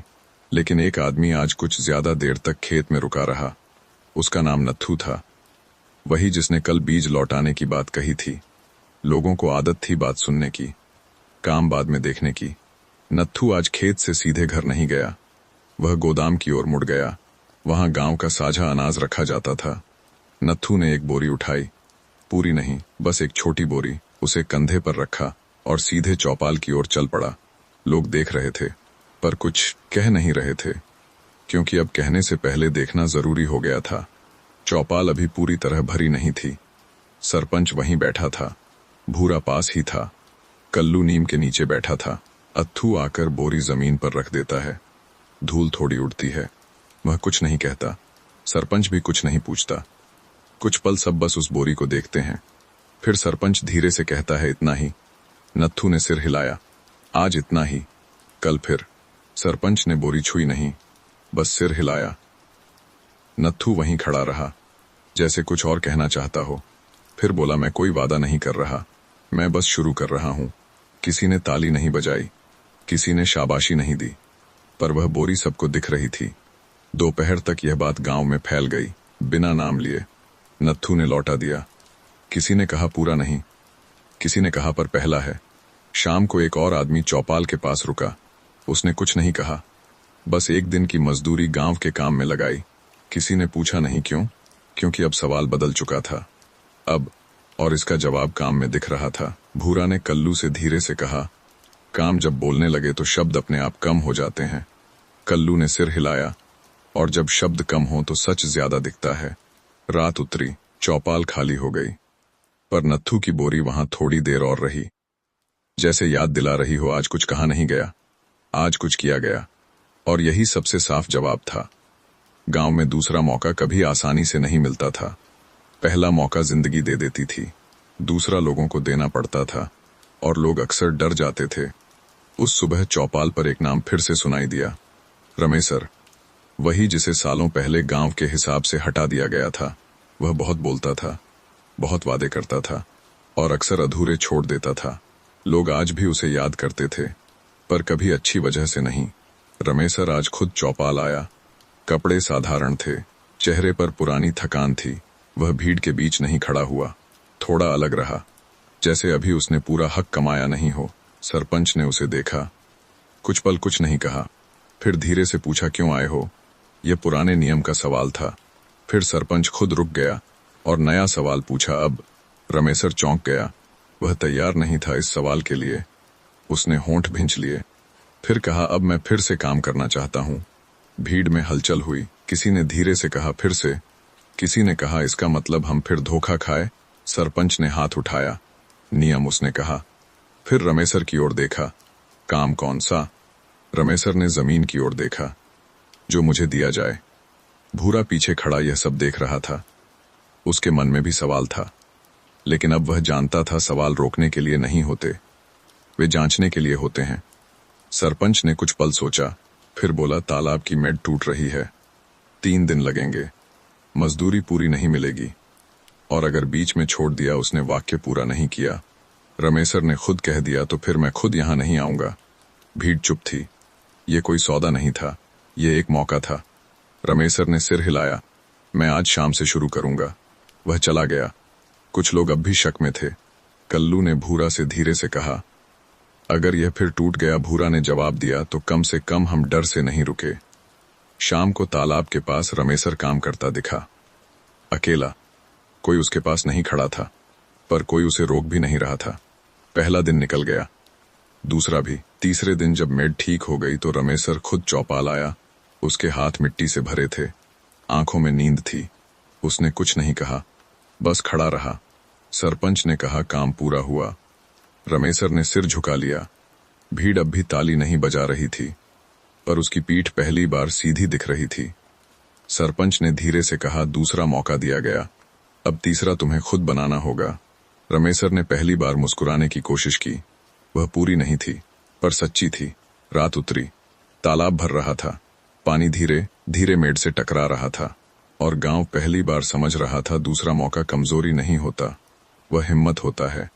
तालाब की मेड अब मजबूत थी, पानी धीरे धीरे भर रहा था। गांव इससे खुश था, पर भूरा उस दिन खुश नहीं था। वह नीम के नीचे अकेला बैठा था, वही नीम जहां से यह सब शुरू हुआ था। कल्लू कुछ देर बाद उसके पास आकर बैठ गया। क्या हुआ? उसने पूछा।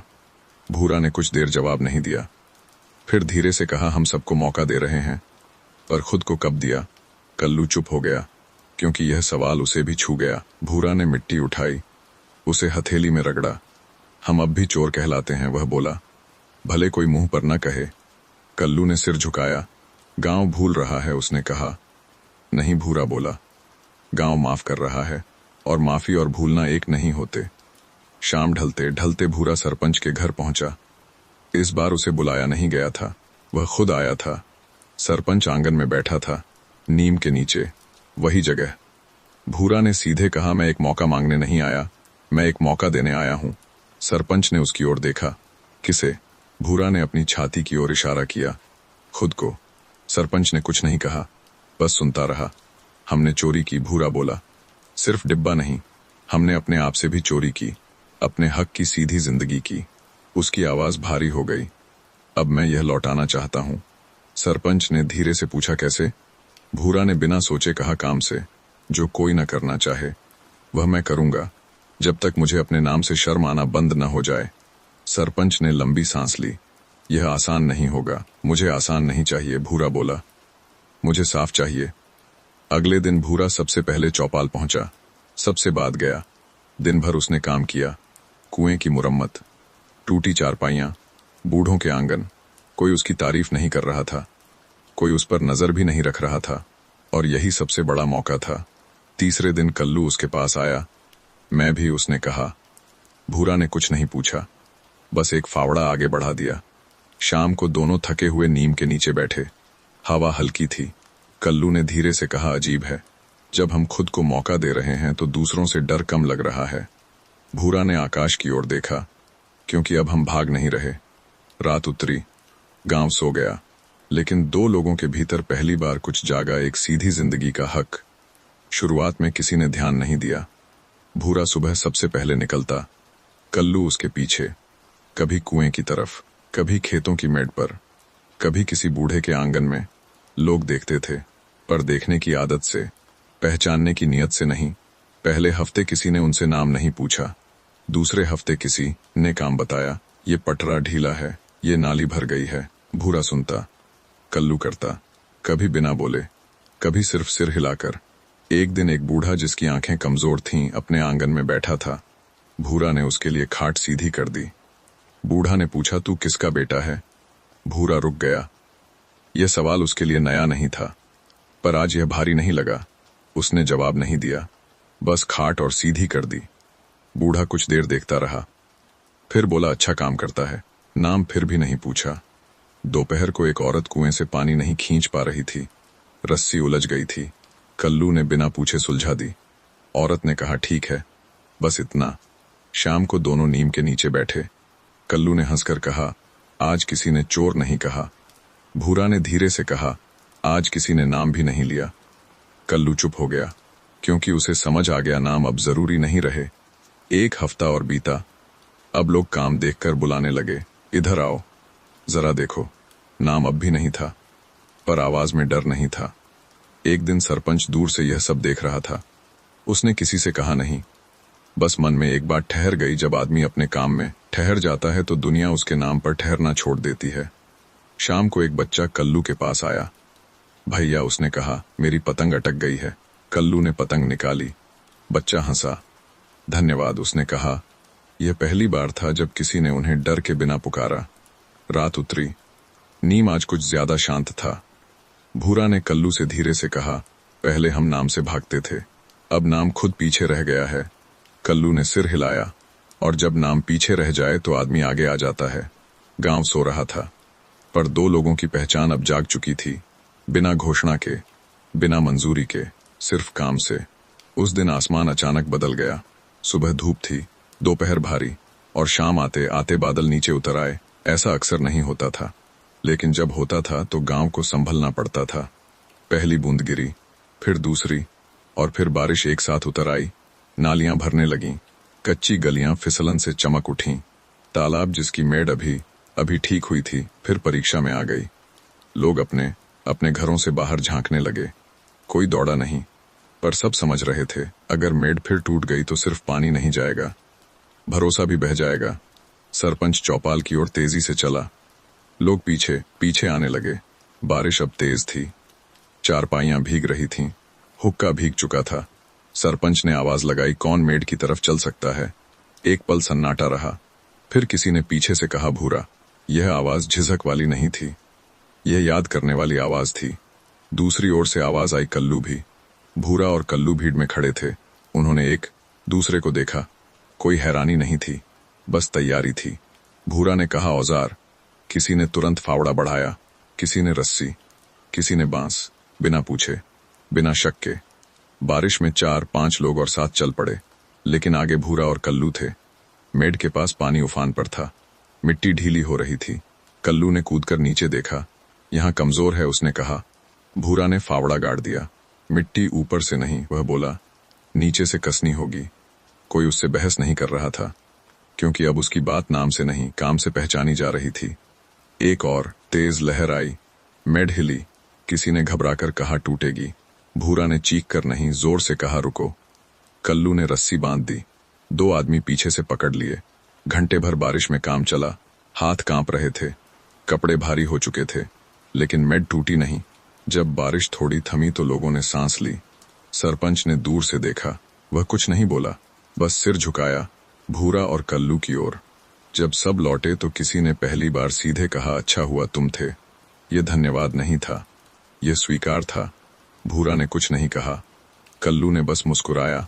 नीम के नीचे आकर दोनों बैठ गए। बारिश अब धीमी हो चुकी थी। कल्लू ने थकी आवाज में कहा, आज अगर कोई नाम पूछता तो अजीब लगता। भूरा ने सिर हिलाया, क्योंकि आज जरूरत ने पुकारा था, नाम नहीं। रात उतरी, गांव भीगकर शांत हो गया, लेकिन आज उस शांति में एक नई बात थी। जब गांव ने पुकारा तो किसी ने पीछे नहीं देखा। बारिश के बाद की सुबह हमेशा अलग होती है। मिट्टी धुली हुई लगती है, हवा हल्की होती है और आवाजें थोड़ी दूर से आती हैं। भूरा उस सुबह अपने आप जल्दी उठ गया। आदत थी काम की, लेकिन आज कुछ बदला हुआ था। जब वह घर से निकला तो किसी ने उसे किसी काम के लिए नहीं रोका। न नाली, न खाट, न रस्सी। वह चौपाल की ओर चल पड़ा। सोचा था वहां कुछ न कुछ जरूर होगा, लेकिन चौपाल आज खाली खाली नहीं थी। वहां लोग बैठे थे, काम की वजह से नहीं, बस बैठे थे। सरपंच बीच में चारपाई पर बैठा था, उसके सामने हुक्का रखा था, लेकिन आज उसने कश नहीं लिया था। भूरा और कल्लू आकर किनारे खड़े हो गए। आदत थी खड़े रहने की। सरपंच ने उन्हें देखा और पहली बार कहा, बैठो। शब्द साधारण था, लेकिन उसमें बहुत समय लगा था। भूरा थोड़ा हिचकिचाया। कल्लू ने उसकी ओर देखा। दोनों चारपाई के पास बैठ गए। कोई ताली नहीं, कोई शाबाशी नहीं, बस जगह। कुछ देर कोई कुछ नहीं बोला। फिर एक आदमी जो कल मेड पर साथ था बोला, कल अगर तुम न होते। उसने वाक्य पूरा नहीं किया। जरूरत नहीं थी। सरपंच ने धीरे से कहा, आज कोई काम नहीं, आज बस बैठना है। लोग एक दूसरे को देखने लगे। गांव में बैठना अक्सर बेकार समझा जाता था, लेकिन आज बैठना जरूरी था। एक बूढ़ा जिसे चलने में दिक्कत थी, उसने कल्लू की ओर देखकर कहा, पहले हम तुम्हें काम पर बुलाते थे, आज बैठने पर। कल्लू ने धीरे से कहा, बैठना भी काम ही है। बूढ़ा मुस्कुराया। दोपहर तक लोग आते रहे, कुछ बैठे, कुछ खड़े रहे, लेकिन कोई भूरा और कल्लू को उठाकर किसी काम पर नहीं ले गया। पहली बार उनसे कुछ पूछा गया, तुम कैसे हो? यह सवाल पहले कभी नहीं पूछा गया था। भूरा ने जवाब देने में वक्त लिया। ठीक हूं, उसने कहा, और यह झूठ नहीं था। शाम ढलते ढलते चौपाल फिर धीमी होने लगी। सरपंच ने आखिर में कहा, जिसे हम सिर्फ काम में देखते हैं उसे हम इंसान नहीं समझ पाते। आज हमने इंसान को बैठने दिया। भूरा और कल्लू नीम के नीचे लौटे। आज नीम वैसा ही था, पर उनके भीतर कुछ स्थिर था। कल्लू ने धीरे से कहा, आज पहली बार थकान अच्छी लग रही है। भूरा ने आसमान की ओर देखा, क्योंकि आज थकान भागने की नहीं, रुकने की है। रात उतरी, गांव सो गया, लेकिन दो लोगों के भीतर एक नई आदत जाग गई, काम के बाद बैठने की और इंसान होने की। उस दिन हवा बहुत हल्की थी, इतनी हल्की कि पीपल के पत्ते हिल तो रहे थे पर आवाज नहीं कर रहे थे। चौपाल आज भी भरी थी, पर आज लोग काम लेकर नहीं आए थे, वे दुविधा लेकर आए थे। भूरा और कल्लू नीम के नीचे बैठे थे, चुपचाप। आज उन्हें खड़ा नहीं रहना पड़ा। थोड़ी देर बाद एक आदमी आकर रुका। नाम था लालू, मध्यम उम्र, चेहरे पर पसीने से ज्यादा सोच की सिलवटें थीं। वह सीधे सरपंच के पास नहीं गया, पहले भूरा और कल्लू के सामने आकर रुक गया। कुछ पल कुछ नहीं बोला, फिर धीरे से कहा, एक बात पूछूं? कल्लू ने सिर हिलाया। भूरा ने उसकी तरफ देखा। पूछो, उसने कहा। लालू ने आवाज थोड़ी और धीमी की। मेरा बेटा काम छोड़ना चाहता है, शहर जाना चाहता है। मैं डांट सकता हूं, पर डरता हूं कि वह लौटेगा नहीं। यह हुक्म नहीं था, यह भरोसा था। भूरा ने कुछ देर सोचा, फिर पूछा, उसने कभी कहा कि क्यों जाना चाहता है? लालू ने सिर हिलाया। कहा है, कहता है यहां उसे कुछ नहीं दिखता। कल्लू ने धीरे से कहा, तो पहले वह देखना चाहता है। लालू ने उनकी ओर देखा। तो मैं क्या करूं? भूरा ने जमीन से एक तिनका उठाया, उसे हथेली पर घुमाया। उसे जाने दो, उसने कहा। लालू चौंका। और अगर वह न लौटा? भूरा ने आंख उठाकर देखा। तो कम से कम वह भागा नहीं होगा, कल्लू ने जोड़ दिया। और अगर वह लौटा तो उसके पास कहने को कुछ होगा। लालू बहुत देर चुप रहा, फिर धीरे से बोला, तुम ये क्यों समझते हो? भूरा ने हल्की मुस्कान के साथ कहा, क्योंकि हम भागे थे। और लौटे हैं। यह कहकर वह चुप हो गया। लालू ने सिर झुकाया। धन्यवाद, उसने कहा। यह पहली बार था जब यह शब्द काम के लिए नहीं, बात के लिए कहा गया। वह चला गया। कल्लू ने धीरे से कहा, अजीब है, कल तक लोग हमसे डरते थे, आज लोग हमसे सोच पूछ रहे हैं। भूरा ने नीम की ओर देखा। क्योंकि अब हम किसी से ऊपर नहीं, किसी के साथ खड़े हैं। शाम ढली और एक के बाद एक दो लोग और आए। किसी ने घर की बात पूछी, किसी ने बच्चों की, किसी ने चुप रहने की, किसी ने बोलने की, किसी ने सिर्फ सुनने की। भूरा और कल्लू ने किसी को आदेश नहीं दिया, बस अपने अनुभव रखे, जैसे कांच की कोई चीज बीच में रख दी हो, जो चाहे उठाए, जो चाहे छोड़ दे। रात आई। नीम के नीचे आज बहुत देर चुप्पी रही। कल्लू ने आखिर में कहा, हम सलाहकार बन रहे हैं क्या? भूरा ने मुस्कुराकर कहा, नहीं, हम बस ईमानदार बने रह रहे हैं। और कभी कभी यही सबसे बड़ी सलाह होती है। उस दिन चौपाल पर कुर्सियां नहीं लगी थीं, चारपाइयां भी कम थीं, फिर भी जगह की कमी नहीं थी, क्योंकि आज लोग ज्यादा फैलकर नहीं बैठे थे। वे थोड़ा पास आ गए थे। सरपंच ने सबको एक साथ नहीं बुलाया था, बस कहा था शाम को बैठेंगे, इतना ही। भूरा और कल्लू नीम के नीचे पहले से बैठे थे। आज वे किनारे नहीं थे और बीच में भी नहीं, वे बस बैठे थे जैसे सब। थोड़ी देर बाद सरपंच आया। उसके साथ 3-4 पुराने लोग थे और 2 नए। सरपंच ने बैठते ही कहा, आज एक फैसला करना है। लोग सीधे हो गए। फैसले अक्सर डर लेकर आते हैं। नहर की मरम्मत, सरपंच बोला, या नई नहर, दोनों काम एक साथ नहीं हो सकते थे। पैसा कम था, मेहनत भी। पहले ऐसे फैसले 1-2 लोग कर लेते थे। आज सरपंच रुका। उसने भूरा और कल्लू की ओर देखा। तुम क्या सोचते हो?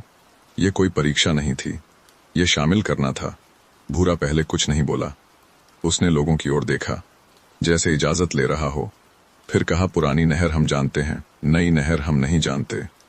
नई शायद बेहतर हो, पर पुरानी अभी साथ दे सकती है। कल्लू ने जोड़ दिया, और अगर पुरानी को ठीक करते हुए हमें नई की जरूरत समझ आ जाए तो हम तैयार रहेंगे। एक आदमी बोला, पर नई नहर तो नाम बनाएगी। कल्लू ने उसकी ओर देखा, और पुरानी पानी देगी। कमरे में हल्की मुस्कान फैली। सरपंच ने सिर हिलाया। किसी और की राय? एक जवान खड़ा हुआ, मैं नहीं चाहता हूं, पर अभी हम तैयार नहीं हैं। यह पहली बार था जब कोई अपनी चाह और अपनी औकात एक साथ बोल रहा था। धीरे धीरे लोग बोलने लगे। कोई पुरानी के साथ था, कोई नई के, पर कोई गुस्से में नहीं था, क्योंकि आज फैसला किसी के ऊपर नहीं डाला जा रहा था। भूरा ने आखिर में कहा, जो फैसला आज होगा वह हम सबका होगा, और अगर गलत हुआ तो गलती भी हम सबकी होगी। कमरा कुछ देर चुप रहा। फिर सरपंच ने धीरे से कहा, पुरानी नहर पहले, नई बाद में। कोई नारा नहीं, कोई ताली नहीं, बस सिर हिलते गए, क्योंकि सब इस फैसले में थे। बैठक खत्म हुई। लोग उठने लगे। किसी ने भूरा के पास आकर कहा, अच्छा बोले। भूरा ने सिर झुका लिया। कल्लू ने धीरे से कहा, आज पहली बार हम डरे नहीं। भूरा ने मुस्कुराकर जवाब दिया, क्योंकि आज हम फैसले के बाहर नहीं थे। रात उतरी। नीम आज कुछ और गहरा लग रहा था, क्योंकि अब उसके नीचे सिर्फ बातें नहीं, फैसले भी लिए जा रहे थे। नहर की मरम्मत शुरू हो चुकी थी। सुबह से लोग मिट्टी काटते, पत्थर जमाते, पानी का रास्ता सीधा करते।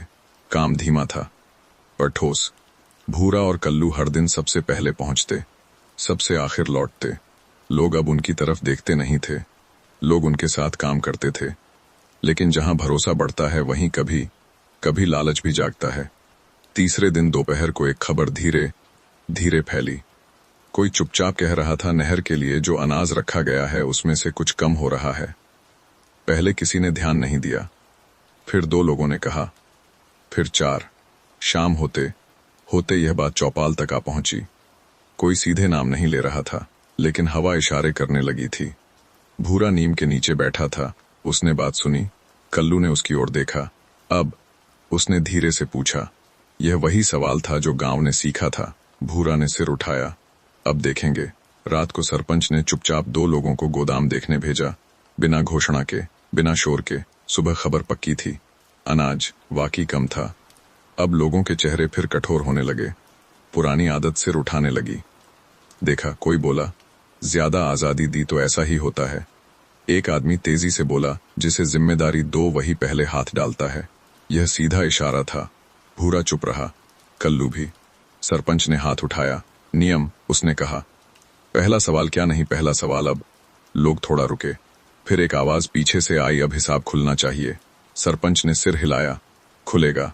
गोदाम सबके सामने खोला गया। अनाज गिना गया।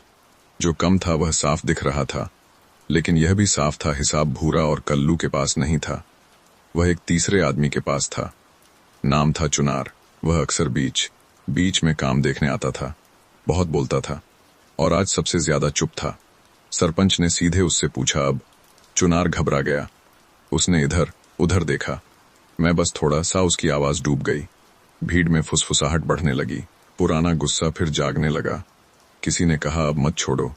भूरा ने पहली बार आवाज उठाई, जोर से नहीं, साफ। अगर आज हम गुस्से में फैसला करेंगे तो कल डर में फिर सब चुप हो जाएंगे। लोग उसकी ओर देखने लगे। गलती हुई है, भूरा बोला। अब देखना है उसके बाद क्या होता है। सरपंच ने चुनार से कहा, तुम यहां बैठो और बताओ अब क्या करोगे। चुनार की आंखों में पानी था। वह पहली बार भीड़ से भाग नहीं रहा था। मैं लौटा दूंगा, वह बोला, काम करके। और अगर फिर कभी उसने वाक्य पूरा नहीं किया। सरपंच ने धीरे से कहा, फिर तुम खुद यहां नहीं आओगे। चुनार ने सिर हिलाया। लोग अब भी पूरी तरह संतुष्ट नहीं थे, पर कोई टूटा नहीं था। भूरा ने कल्लू से धीरे से कहा, देखा, भरोसा टूटा नहीं पर कसकर देखा गया। कल्लू ने सिर हिलाया। और यही फर्क है। शाम ढली। काम फिर शुरू हुआ। नहर फिर आगे बढ़ी। गांव आज जीत नहीं रहा था, पर टूट भी नहीं रहा था। और कभी कभी यही सबसे बड़ी जीत होती है। अगली सुबह चुनार सबसे पहले नहर पर पहुंचा। यह उसकी आदत नहीं थी। वह आमतौर पर देर से आता था और जल्दी चला जाता था। आज उसके हाथ में कोई बहाना नहीं था, सिर्फ फावड़ा था। लोग दूर से देख रहे थे। कोई उसके पास नहीं गया। कोई उसे रोक भी नहीं रहा था, क्योंकि अब यह उसकी लड़ाई थी। मिट्टी भारी थी। कल की बारिश के बाद और भी। चुनार ने पहला फावड़ा चलाया, फिर दूसरा। पीठ जल्दी ही दुखने लगी, पर वह रुका नहीं। दोपहर तक उसके हाथों में छाले पड़ गए। किसी ने पानी बढ़ाया, उसने चुपचाप ले लिया। किसी ने कुछ नहीं कहा, क्योंकि अब बोलने का वक्त नहीं था।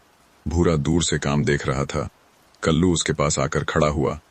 कठिन है, कल्लू बोला। भूरा ने सिर हिलाया, पर यही जरूरी था।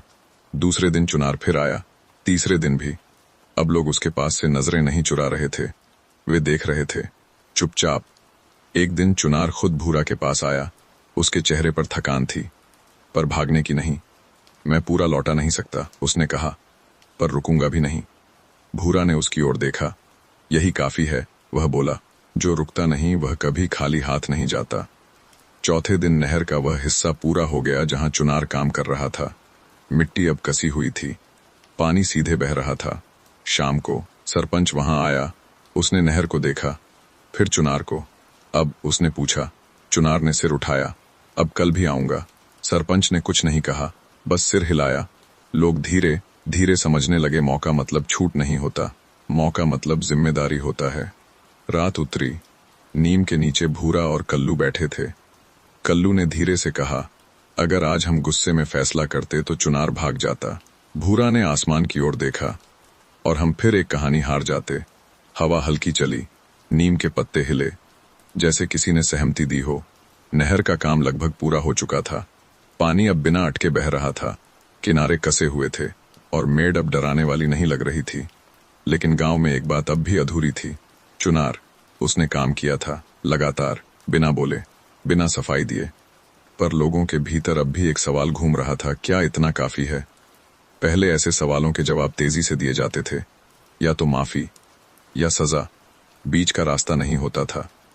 पर अब गांव ठहरना सीख रहा था। उस सुबह सरपंच ने कोई बैठक नहीं बुलाई, न ढोल न घोषणा। वह बस नहर के पास आकर खड़ा हो गया। लोग अपने आप इकट्ठे होने लगे। कोई जानता नहीं था कि अब क्या होगा। चुनार भी वहां था, थका हुआ पर डटा हुआ। सरपंच ने नहर की ओर देखा, फिर लोगों की ओर। अलती हुई उसने कहा, और काम किया गया, अब इंसाफ करना है। किसी ने पीछे से कहा, तो फैसला बताइए। सरपंच ने धीरे से सिर हिलाया, आज नहीं। भीड़ में हल्की हलचल हुई। क्यों? किसी ने पूछा।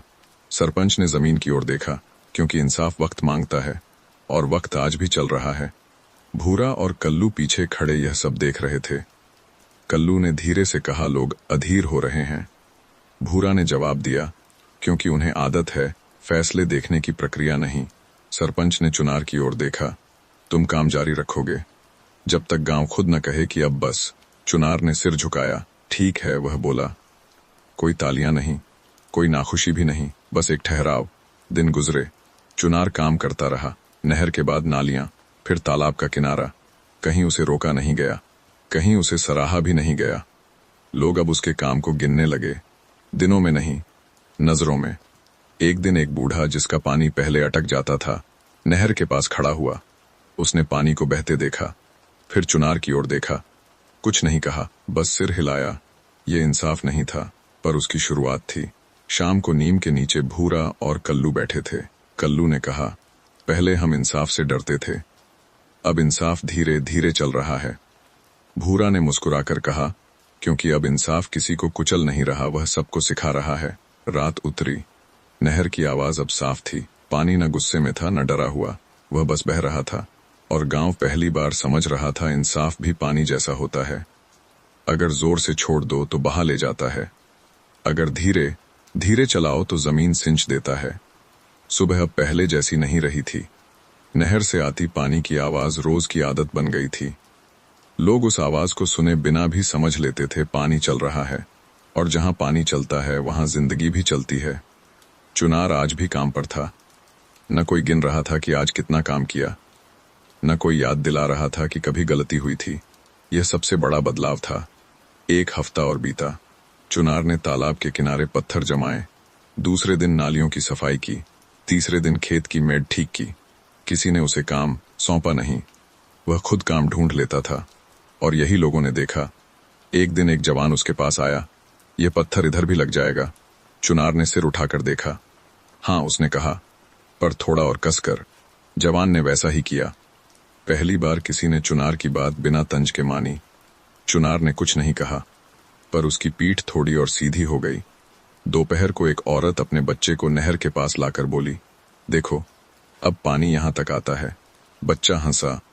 चुनार दूर खड़ा देख रहा था। किसी ने उसे दोषी नहीं देखा, किसी ने उसे नायक भी नहीं कहा, बस देखा। और कभी कभी यही सबसे सच्चा इंसाफ होता है। शाम को सरपंच नहर के पास आया। उसने कुछ नहीं कहा, बस काम देखा। फिर भूरा और कल्लू की ओर देखा। अब लोग पूछते नहीं, उसने कहा, अब लोग देखते हैं। कल्लू ने धीरे से कहा, और देखते देखते भूल जाते हैं कि कभी कुछ और भी था। भूरा ने सिर हिलाया। नहीं, वह बोला, लोग भूलते नहीं, वे नई याद बना लेते हैं। उसी शाम एक बूढ़ा जिसने पहले चुनार की तरफ देखकर मुंह मोड़ लिया था, आज उसके पास रुक गया। कल मेरे आंगन की नाली देख लेना, उसने कहा। यह काम का आदेश नहीं था, यह भरोसे की बात थी। चुनार ने सिर हिलाया। देख लूंगा, बस इतना। नीम के नीचे भूरा और कल्लू बैठे थे। कल्लू ने धीरे से कहा, अब तौल बदल गई है। भूरा ने पूछा, कैसे? पहले एक गलती सब कुछ तोल देती थी, कल्लू बोला। अब रोज का काम तोल रहा है। भूरा ने हवा में देखा, और रोज का काम कभी झूठ नहीं बोलता। रात उतरी। नहर अब अंधेरे में भी बह रही थी, किसी को दिखाने के लिए नहीं, बस बहने के लिए। और गांव अब चुपचाप यह सीख रहा था, इंसान को एक दिन से नहीं, उसके लगातार दिनों से तौला जाता है। चुनार अब अकेला नहीं रह गया था। यह बात किसी ने कही नहीं थी, बस दिखने लगी थी। सुबह जब वह नाली साफ कर रहा था तो दूर से एक आदमी खड़ा देख रहा था। नाम था बिहारी। उम्र 50 के आसपास, आंखें हमेशा झुकी हुई। गांव में उसे कम ही लोग सीधे देखते थे, क्योंकि कभी उससे एक बड़ी गलती हो गई थी, बहुत पहले, इतनी पुरानी कि उसका साल किसी को ठीक से याद भी नहीं था, बस नाम के साथ चिपक गई थी। बिहारी उस दिन बहुत देर तक खड़ा रहा, काम नहीं किया, बस देखता रहा। चुनार ने उसकी ओर देखा, कुछ नहीं कहा, फिर काम में लगा रहा। शाम को बिहारी नीम के नीचे आकर रुक गया। भूरा और कल्लू वहां बैठे थे। बिहारी ने हाथ जोड़ दिए। यह आदत नहीं थी, यह हिम्मत थी। मैं काम करना चाहता हूं, उसने कहा। उसकी आवाज कांप नहीं रही थी, बस भारी थी। कल्लू ने धीरे से पूछा, अब? बिहारी ने सिर उठाया। अब मैं चुप नहीं रहना चाहता, मैं काम में रहना चाहता हूं। भूरा ने कुछ नहीं पूछा, बस जमीन की ओर देखा। कल सुबह नहर पर आना, उसने कहा। कोई सूची नहीं है, कोई हिसाब नहीं, बस काम है। बिहारी ने सिर हिलाया, जैसे कोई बहुत बड़ा बोझ उतार दिया हो। अगली सुबह बिहारी समय से पहले आ गया। उसके हाथ में फावड़ा था, पर हाथ थोड़े कांप रहे थे। चुनार ने उसे देखा, फिर फावड़े की ओर इशारा किया। यहाँ, उसने कहा। बस इतना। पहला फावड़ा भारी पड़ा, दूसरा थोड़ा आसान, तीसरा अपना लगने लगा। कोई उसके ऊपर खड़ा नहीं था, कोई उसे जांच नहीं रहा था, और यही सबसे बड़ी जांच थी। दोपहर तक बिहारी की कमर दुखने लगी, पर उसका चेहरा हल्का था, क्योंकि आज वह पीछे नहीं था, वह काम के बीच में था। शाम को एक और आदमी आकर नहर के पास रुका। उसने कुछ नहीं कहा, बस काम में हाथ बंटाया। भूरा ने कल्लू से धीरे से कहा, देख रहा है, एक रुक गया तो दूसरा चल पड़ा। कल्लू ने सिर हिलाया। और यही सबसे खतरनाक और सबसे जरूरी बदलाव है। रात उतरी। नहर के पास अब 3 लोगों के कदमों के निशान थे, अलग अलग, पर एक ही दिशा में। गांव चुप था, लेकिन इस चुप्पी में अब डर नहीं था। इस चुप्पी में एक नई हिम्मत जाग रही थी। शुरुआत किसी को ठीक से याद नहीं रही। बस एक सुबह लोगों ने देखा, नहर के किनारे आज काम करने वाले 2 नहीं थे, 3 थे। और 3 हमेशा 3 नहीं रहते, वे 4 हो गए, फिर 5। कोई सूची नहीं बनी, कोई नाम नहीं लिखा गया। बस सुबह सुबह लोग आने लगे, चुपचाप, अपने अपने फावड़े के साथ। किसी ने किसी से पूछा नहीं, तू क्यों आया? क्योंकि सब जानते थे, जो यहाँ आता है वह पीछे कुछ छोड़कर आता है। पुरानी नजरों को, पुराने डर को, और सबसे ज्यादा खुद की पुरानी छवि को। भूरा आज नहर पर सबसे पहले नहीं पहुंचा। कल्लू भी थोड़ी देर से आया। उन्होंने देखा काम चल रहा है, बिना उनके। यह अजीब अच्छा लग रहा था। बिहारी मिट्टी काट रहा था, चुनार पत्थर जमा रहा था, एक तीसरा आदमी रस्सी संभाल रहा था, और एक चौथा पानी की दिशा देख रहा था। कोई किसी को आदेश नहीं दे रहा था, बस जरूरत समझी जा रही थी। दोपहर को एक बूढ़ा नहर के पास आकर रुक गया। वह बहुत देर खड़ा रहा, काम देखता रहा, फिर धीरे से कहा, लगता है नहर अब अकेले नहीं बहेगी। किसी ने हंसा नहीं, क्योंकि यह मजाक नहीं था, यह स्वीकार था। शाम तक खबर गांव में फैल गई। आज नहर पर काफी लोग थे, कोई नाम नहीं जोड़ रहा था, बस संख्या। यह पहली बार था जब संख्या डर नहीं बना रही थी। सरपंच दूर से यह सब देख रहा था। उसने किसी को बुलाया नहीं, किसी को रोका नहीं, वह बस देख रहा था कि गांव खुद चल रहा है। शाम को चौपाल पर लोग बैठे, कोई बैठक नहीं थी, बस बैठना था। एक आदमी बोला, जो पहले कभी दिखते नहीं थे, आज काम में दिख रहे हैं। दूसरा बोला, और जो काम में दिख रहे हैं वे अब नाम से कम मेहनत से ज्यादा पहचाने जा रहे हैं। किसी ने धीरे से कहा, इसे वापसी कहते हैं क्या? किसी ने जवाब नहीं दिया, पर शब्द वहीं रुक गया। वापसी, घर लौटने की नहीं, इज्जत लौटने की। भूरा नीम के नीचे बैठा था। कल्लू उसके पास आया। आज हमें किसी ने सलाह नहीं पूछी, कल्लू बोला। भूरा मुस्कुराया, क्योंकि आज सलाह जरूरी नहीं थी, काम खुद बोल रहा था। रात उतरी। नहर अब अंधेरे में भी काम कर रही थी। पानी शांत था, पर गांव के भीतर कुछ पूरी तरह जाग चुका था। लोग लौट रहे थे, एक एक करके, और गांव पहली बार समझ रहा था, वापसी नारों से नहीं होती, वह चुपचाप काम करते हाथों से होती है। वापसी अब दिखने लगी थी। नहर के किनारे, तालाब के पास, खेतों की मेड़ों पर। जहां जहां काम था वहां वहां लोग थे, और जहां लोग थे वहां अब डर नहीं था, या शायद डर था, पर वह भीड़ में खड़ा नहीं हो पा रहा था। एक सुबह एक और आदमी नहर के पास आकर रुका। नाम था जगन। वह गांव में अक्सर डर की तरह याद किया जाता था। उससे लोग कतराते थे, बात बात पर झगड़ पड़ता, हाथ उठा लेता। कभी किसी ने उसे काम में नहीं देखा था। आज वह खड़ा था, पर काम नहीं कर रहा था, बस देख रहा था। लोग पहले की तरह पीछे नहीं हटे, किसी ने उससे नजर नहीं चुराई, क्योंकि अब नजरें डर से नहीं झुक रही थीं। जगन को यह अजीब लगा। उसने एक आदमी से कहा, क्या सब यहाँ यही कर रहे हैं? आदमी ने काम करते करते जवाब दिया, हाँ, बस इतना ही। न तंज, न चुनौती। जगन और अजीब महसूस करने लगा। डर तभी काम करता है जब उसे ध्यान दिया जाए। यहाँ कोई ध्यान नहीं दे रहा था। दोपहर तक जगन वहीं खड़ा रहा। किसी ने उसे काम नहीं दिया, किसी ने उसे भगाया भी नहीं। यह उसके लिए नया था। शाम को वह नीम के नीचे आ गया। भूरा और कल्लू वहां बैठे थे। जगन ने पहली बार धीमी आवाज में पूछा, अगर मैं काम करूं तो कोई रोकेगा? भूरा ने उसकी ओर देखा, बहुत देर देखा, फिर कहा, यहां कोई किसी को रोकता नहीं, यहां बस काम रुकता है जब कोई रुक जाए। जगन ने कल्लू की ओर देखा। कल्लू ने कुछ नहीं कहा, बस पास रखा फावड़ा उसकी तरफ खिसका दिया। यह निमंत्रण नहीं था, यह इजाजत थी। जगन ने फावड़ा उठाया। उसके हाथ भारी थे, आदत नहीं थी, पर उसने उठा लिया। पहला फावड़ा अजीब गया, दूसरा और अजीब, तीसरे पर पसीना आ गया, और पसीने के साथ डर थोड़ा बह गया। किसी ने तालियां नहीं बजाईं, किसी ने कहा नहीं देखो जगन बदल गया, क्योंकि यहां बदलाव घोषित नहीं किया जाता था। रात उतरी, जगन चुपचाप घर लौटा।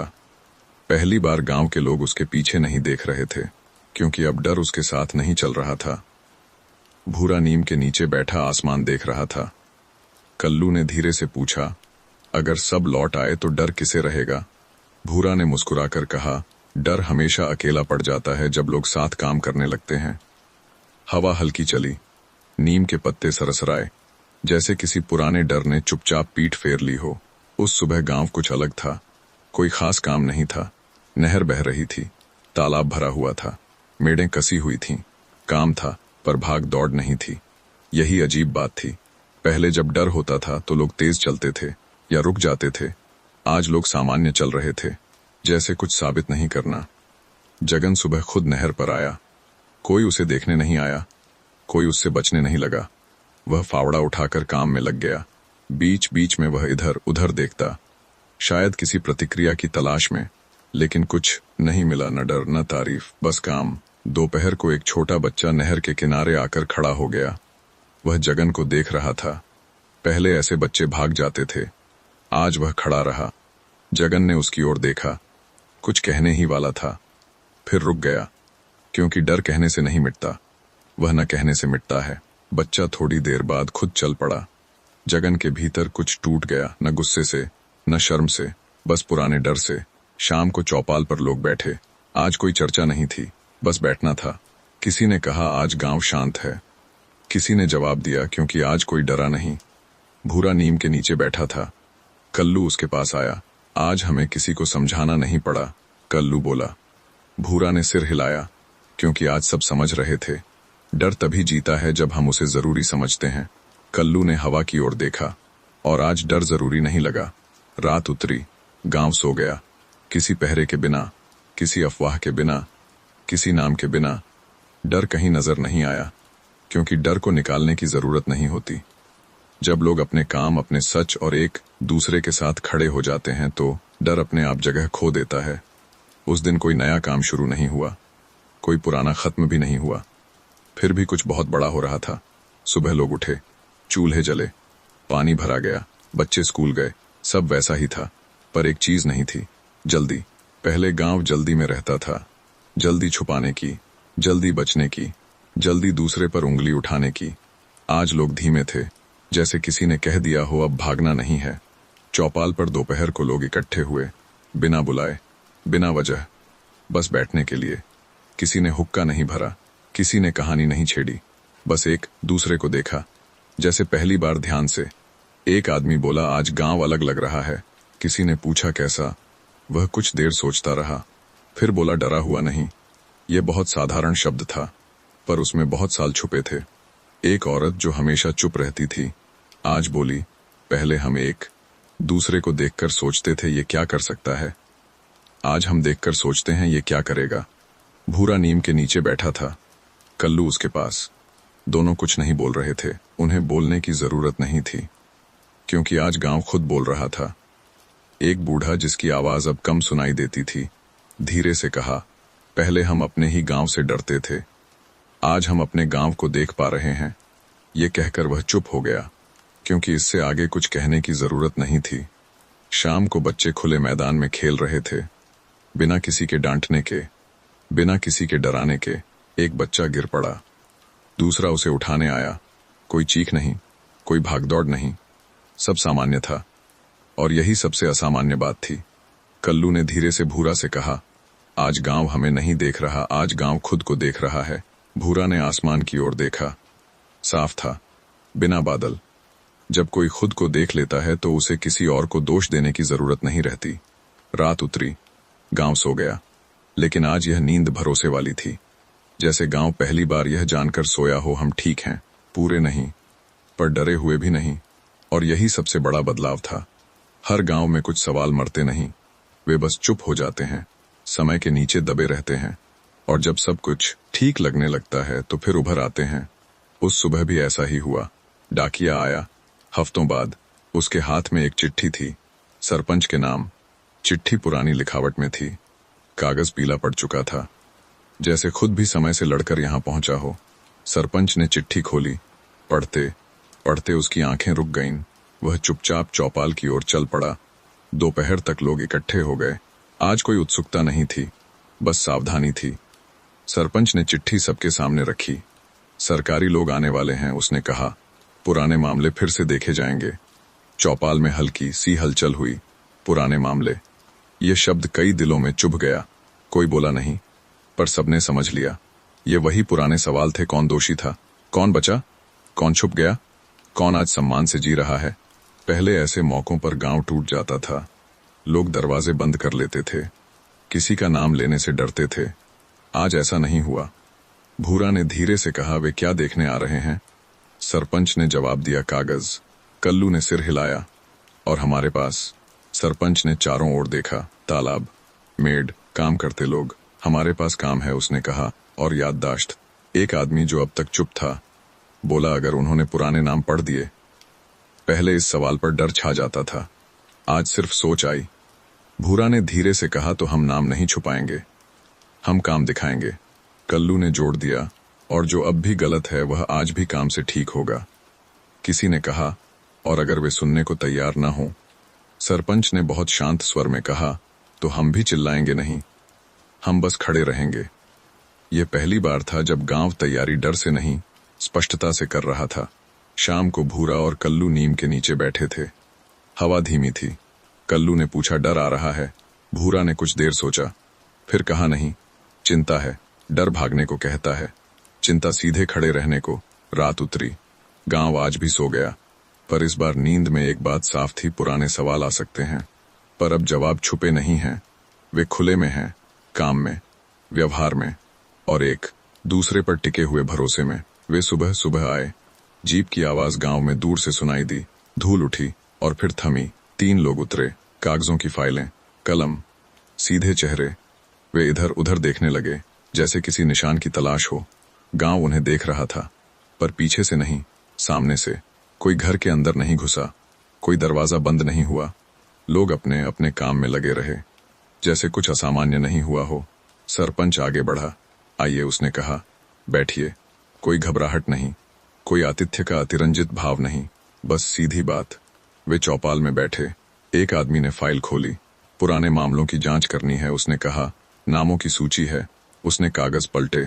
नाम पढ़े जाने लगे, एक एक कर। कुछ नाम हवा में हल्के से गिरे। लोग चौंके नहीं, किसी ने आंखें नहीं चुराईं। एक नाम पढ़ा गया, चुनार। वह वहीं खड़ा था। आगे आया। हाँ, उसने कहा, मैं यही हूं। कोई भागा नहीं, कोई छुपा नहीं। कागज वाले ने भौहें चढ़ाईं। शायद उसे यह उम्मीद नहीं थी। तुम्हारे खिलाफ शिकायत थी, उसने कहा। चुनार ने सिर हिलाया। वह बोला, और गलती मेरी थी। एक पल के लिए कलम रुक गई। अब? कागज वाले ने पूछा। यह सवाल पहले हमेशा गांव से पूछा जाता था, आज वह बाहर से आया था। चुनार ने पीछे नहीं देखा, न सरपंच की ओर, न भूरा की ओर। अब मैं काम कर रहा हूं, उसने कहा। रोज, अगर देखना है तो नहर यहीं है। वे लोग बाहर गए। नहर देखी, तालाब देखा, मेडें देखी। कागज इन जगहों को नहीं जानते थे, पर हाथों का काम जानते थे। एक और नाम पढ़ा गया, बिहारी। वह भी आगे आया। कोई आवाज नहीं, कोई हिचक नहीं। पुरानी बात है, उसने कहा, पर मैं आज पीछे नहीं हूं। फिर जगन का नाम, वह भी आया। पहले जिससे लोग डरते थे, आज वह सीधे खड़ा था। एक अफसर ने दूसरे की ओर देखा, फिर सरपंच से पूछा, ये सब कैसे हुआ? सरपंच ने चारों ओर नजर दौड़ाई। लोग, काम, शांति। हमने नामों से लड़ना बंद कर दिया, वह बोला। हम काम से बात करने लगे। अफसर ने फाइल बंद की। हमें कुछ और उम्मीद थी, उसने कहा। सरपंच ने शांत स्वर में जवाब दिया, हम भी कभी कुछ और ही थे। वे लोग थोड़ी देर और कुछ लिखा, कुछ नहीं लिखा। फिर जीप में बैठ गए। धूल फिर उठी और फिर थम गई। गांव वहीं का वहीं था। कोई जश्न नहीं, कोई नारा नहीं, बस एक सांस जो थोड़ी और गहरी हो गई थी।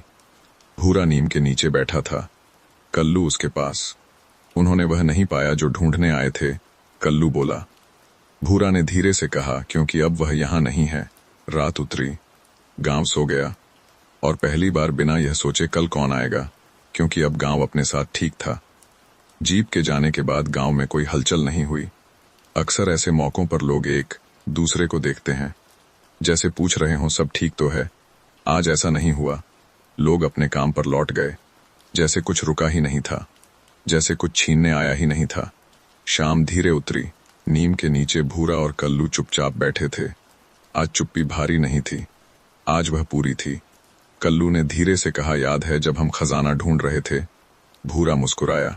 हमें लगता था सोना होगा, या पैसा, या कोई छुपी हुई चीज। कल्लू ने नीम की जड़ की ओर देखा। और हम चोर थे, कम से कम दुनिया की नजर में। भूरा ने गहरी सांस ली। आज अगर कोई पूछे कि खजाना कहाँ है, कल्लू ने चारों ओर नजर दौड़ाई। नहर, तालाब, मेढ़े, काम से लौटते लोग, हंसते बच्चे, तो क्या कहेंगे? भूरा कुछ देर चुप रहा, फिर बोला, खजाना यहाँ है, इन हाथों में जो अब छुपते नहीं, इन आंखों में जो अब नीची नहीं होती, इन रास्तों में जो अब डर से नहीं मुड़ते। कल्लू की आंखें नम हो गईं। और सबसे बड़ा, भूरा ने नीम की छाया की ओर देखा, सबसे बड़ा यह है कि अब कोई अकेला नहीं है, न गलती के साथ, न डर के साथ, न काम के साथ। धीरे धीरे लोग चौपाल की ओर आने लगे। कोई बुलावा नहीं था, बस आदत बन गई थी। सरपंच भी आकर बैठ गया। उसने कोई भाषण नहीं दिया, बस इतना कहा, आज हमने कुछ खोया नहीं और कुछ पाया भी नहीं। लोग चौंके। सरपंच ने मुस्कुराकर कहा, हम बस वही लौटा लाए जो कभी हमसे छिन गया था। एक दूसरे पर भरोसा। एक बूढ़ा जो अब तक चुप था, धीरे से बोला, तो यही था खजाना? किसी ने हंसकर नहीं कहा, किसी ने तालियां नहीं बजाईं, बस एक गहरी स्वीकृति हवा में ठहर गई। हाँ, यही था। रात उतरी, आसमान साफ था, तारे चुपचाप चमक रहे थे, जैसे कह रहे हों, खजाने हमेशा जमीन के नीचे नहीं होते, कुछ जमीन पर खड़े होकर इंसान बनने में मिलते हैं। भूरा और कल्लू घर की ओर चल पड़े।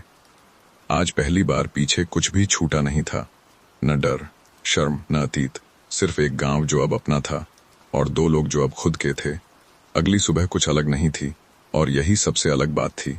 कोई नया शोर नहीं, कोई नई घोषणा नहीं, कोई नया डर नहीं। सूरज उसी जगह से उगा जहां से हर रोज उगता था, लेकिन आज उसकी रोशनी कुछ और छू रही थी। भूरा जल्दी उठा, आदत से। कल्लू भी। दोनों बिना बोले घर से निकले। नहर की ओर नहीं, आज उन्हें काम पर नहीं जाना था। वे बस चलने निकले थे। गांव की गलियों में, जहां पहले वे दबकर चलते थे, आज उनके कदम अपने थे। एक घर के सामने एक बूढ़ी औरत झाड़ू लगा रही थी। उसने भूरा को देखा और पहली बार रुकी। चाय पीकर जाना, उसने कहा। यह निमंत्रण नहीं था, यह अपनापन था। भूरा ने कुछ नहीं कहा, बस मुस्कुराया। आगे एक बच्चा कंचे खेल रहा था। कल्लू के पैर से एक कंचा टकराया। बच्चा हंसा। भैया फिर आना, उसने कहा। यह डर से कहा गया शब्द नहीं था, यह इंतजार था। नीम के पास आकर दोनों रुक गए, वही नीम जहां सब शुरू हुआ था। कल्लू ने धीरे से कहा, अगर कोई आज पूछे कि तुम कौन हो? भूरा ने नीम की छाल को हाथ लगाया। तो अब जवाब देना आसान है, मैं यहीं का हूं, और यही काफी है। दोपहर को सरपंच उधर से गुजरा। उसने रुककर पूछा, सब ठीक? भूरा ने सिर हिलाया। हाँ। कोई और सवाल नहीं हुआ, क्योंकि अब जरूरत नहीं थी। शाम होते होते गांव फिर अपने काम में डूब गया। पर आज काम के बीच एक बात बहुत साफ थी, कोई पीछे नहीं देख रहा था, क्योंकि पीछे अब कुछ था ही नहीं। रात उतरी, घर घर दिए जले। कोई खास वजह नहीं थी, बस अंधेरा थोड़ा कम करना था। भूरा चारपाई पर लेट गया, कल्लू पास ही। आज नींद आने में देर नहीं लगी, क्योंकि आज नींद से पहले यह सोचने की जरूरत नहीं थी कल क्या होगा। कल बस एक और सामान्य दिन होगा, और यही सबसे बड़ी जीत थी। उस दिन दोपहर थोड़ी धीमी थी, धूप तेज नहीं थी, बस मौजूद थी। बस एक आदमी गांव में दाखिल हुआ, कंधे पर झोला, हाथ में एक पुरानी डायरी। वह यहाँ किसी नाम से नहीं आया था, वह सिर्फ देखने आया था। गांव ने उसका कोई स्वागत नहीं किया, और यही उसे अजीब लगा। जहां जहां वह पहले गया था, वहां या तो लोग घूरते थे या पूछते थे क्यों आए हो। यहां कोई कुछ नहीं पूछ रहा था, लोग अपने काम में थे। कुएं पर औरतें हंसते हुए पानी भर रही थीं। खेतों की ओर कुछ लोग धीमी चाल से चल रहे थे। बच्चे नहर के किनारे पत्थर फेंक रहे थे। वह चौपाल के पास रुका। वहां कोई बैठक नहीं थी, कोई भाषण नहीं, बस कुछ लोग बैठे थे, जैसे यह दुनिया का सबसे सामान्य काम हो। वह एक बूढ़े के पास बैठ गया। यहाँ अक्सर झगड़े होते हैं, उसने पूछा। बूढ़ा थोड़ा सोचा, फिर बोला, अब नहीं। पहले पहले हम झगड़े नहीं डरते थे। ये जवाब डायरी में लिखने लायक नहीं था, पर आदमी ने लिख लिया। वह नहर की ओर चल पड़ा। पानी साफ बह रहा था, किनारे मजबूत थे, कहीं कोई पहिया नहीं, कोई बड़ा ढांचा नहीं, फिर भी सब काम कर रहा था। उसने एक आदमी से पूछा, यह नहर किसने बनवाई? यह आदमी ने कंधे उचका दिए। सबने। किसके कहने पर? किसी के नहीं। यह जवाब उसे और भी असहज लगा। दुनिया आदेश से चलती है, यह गांव आदत से। शाम को वह नीम के पास आया। वहां दो आदमी बैठे थे। चुप। बाहर वाला उनके पास रुका। आप लोग यहाँ क्या करते हैं? एक ने हल्की मुस्कान के साथ कहा, बैठते हैं। क्यों? दूसरे ने जवाब दिया, क्योंकि अब हम भागते नहीं। बाहर वाले ने कुछ नहीं कहा, बस डायरी बंद कर दी। रात हो गई। गांव अंधेरे में डूबा नहीं। दिए कम थे, पर काफी थे। बाहर वाला चारपाई पर लेट गया। उसे नींद जल्दी नहीं आई, क्योंकि यहाँ कुछ गलत नहीं था, और यही उसे सबसे ज्यादा अजीब लगा। सुबह वह चुपचाप उठा, झोला उठाया, किसी को बताया नहीं, किसी ने पूछा भी नहीं। गांव फिर अपने काम में लग गया। जाते जाते उसने पीछे मुड़कर देखा। उसने डायरी में आखिरी पंक्ति लिखी, यह गांव मिसाल नहीं है, यह सिर्फ ठीक है। और शायद यही सबसे दुर्लभ बात है। वह चला गया, गांव वहीं रहा। रात धीरे उतरी, जैसे किसी ने अचानक बत्ती नहीं बुझाई हो, बस धीमे से लौ कम कर दी हो। गांव सोने की तैयारी में था। कहीं दरवाजे बंद हुए, कहीं दिए बुझाए गए, कहीं चारपाइयां खिसकाई गईं। सब अपने अपने ढंग से दिन को रख रहे थे। नहर अब भी बह रही थी, कोई उसे देख नहीं रहा था, और यही उसकी सबसे बड़ी सफलता थी। भूरा नीम के नीचे आकर कुछ देर खड़ा रहा। यह उसकी आदत नहीं थी, पर आज वह रुक गया।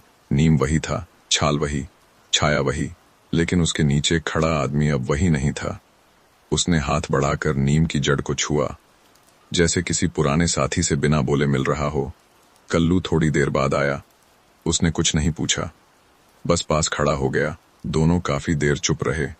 यह अजीब चुप्पी नहीं थी, यह वह चुप्पी थी जिसमें कुछ कहना बाकी नहीं रहता। दूर किसी घर से बच्चे की हंसी आई, फिर चुप हो गई। किसी कुत्ते ने आलस में करवट बदली। हवा नीम के पत्तों से टकराई, बहुत हल्के से। कल्लू ने धीरे से कहा, अब कुछ बदलना बाकी है क्या? भूरा ने आसमान की ओर देखा। तारे थोड़े थोड़े फैले हुए थे। नहीं, वह बोला, अब बस जीना है। वे घर की ओर चल पड़े। पीछे मुड़कर नहीं देखा, क्योंकि अब पीछे कुछ था ही नहीं जो बुलाए। चारपाई पर लेटते हुए भूरा ने आंखें बंद की। आज कोई पुरानी तस्वीर नहीं आई, कोई डर नहीं आया, बस नींद आई, गहरी, सीधी, बिना सवालों के। गांव पूरी तरह सो गया, और कहानी भी, क्योंकि कुछ कहानियां तालियां नहीं चाहती। वे बस यह चाहती हैं कि सुबह सब कुछ ठीक ठाक मिले। और इस गांव में सुबह अब ऐसी ही होती थी। यही कहानी पूरी होती है।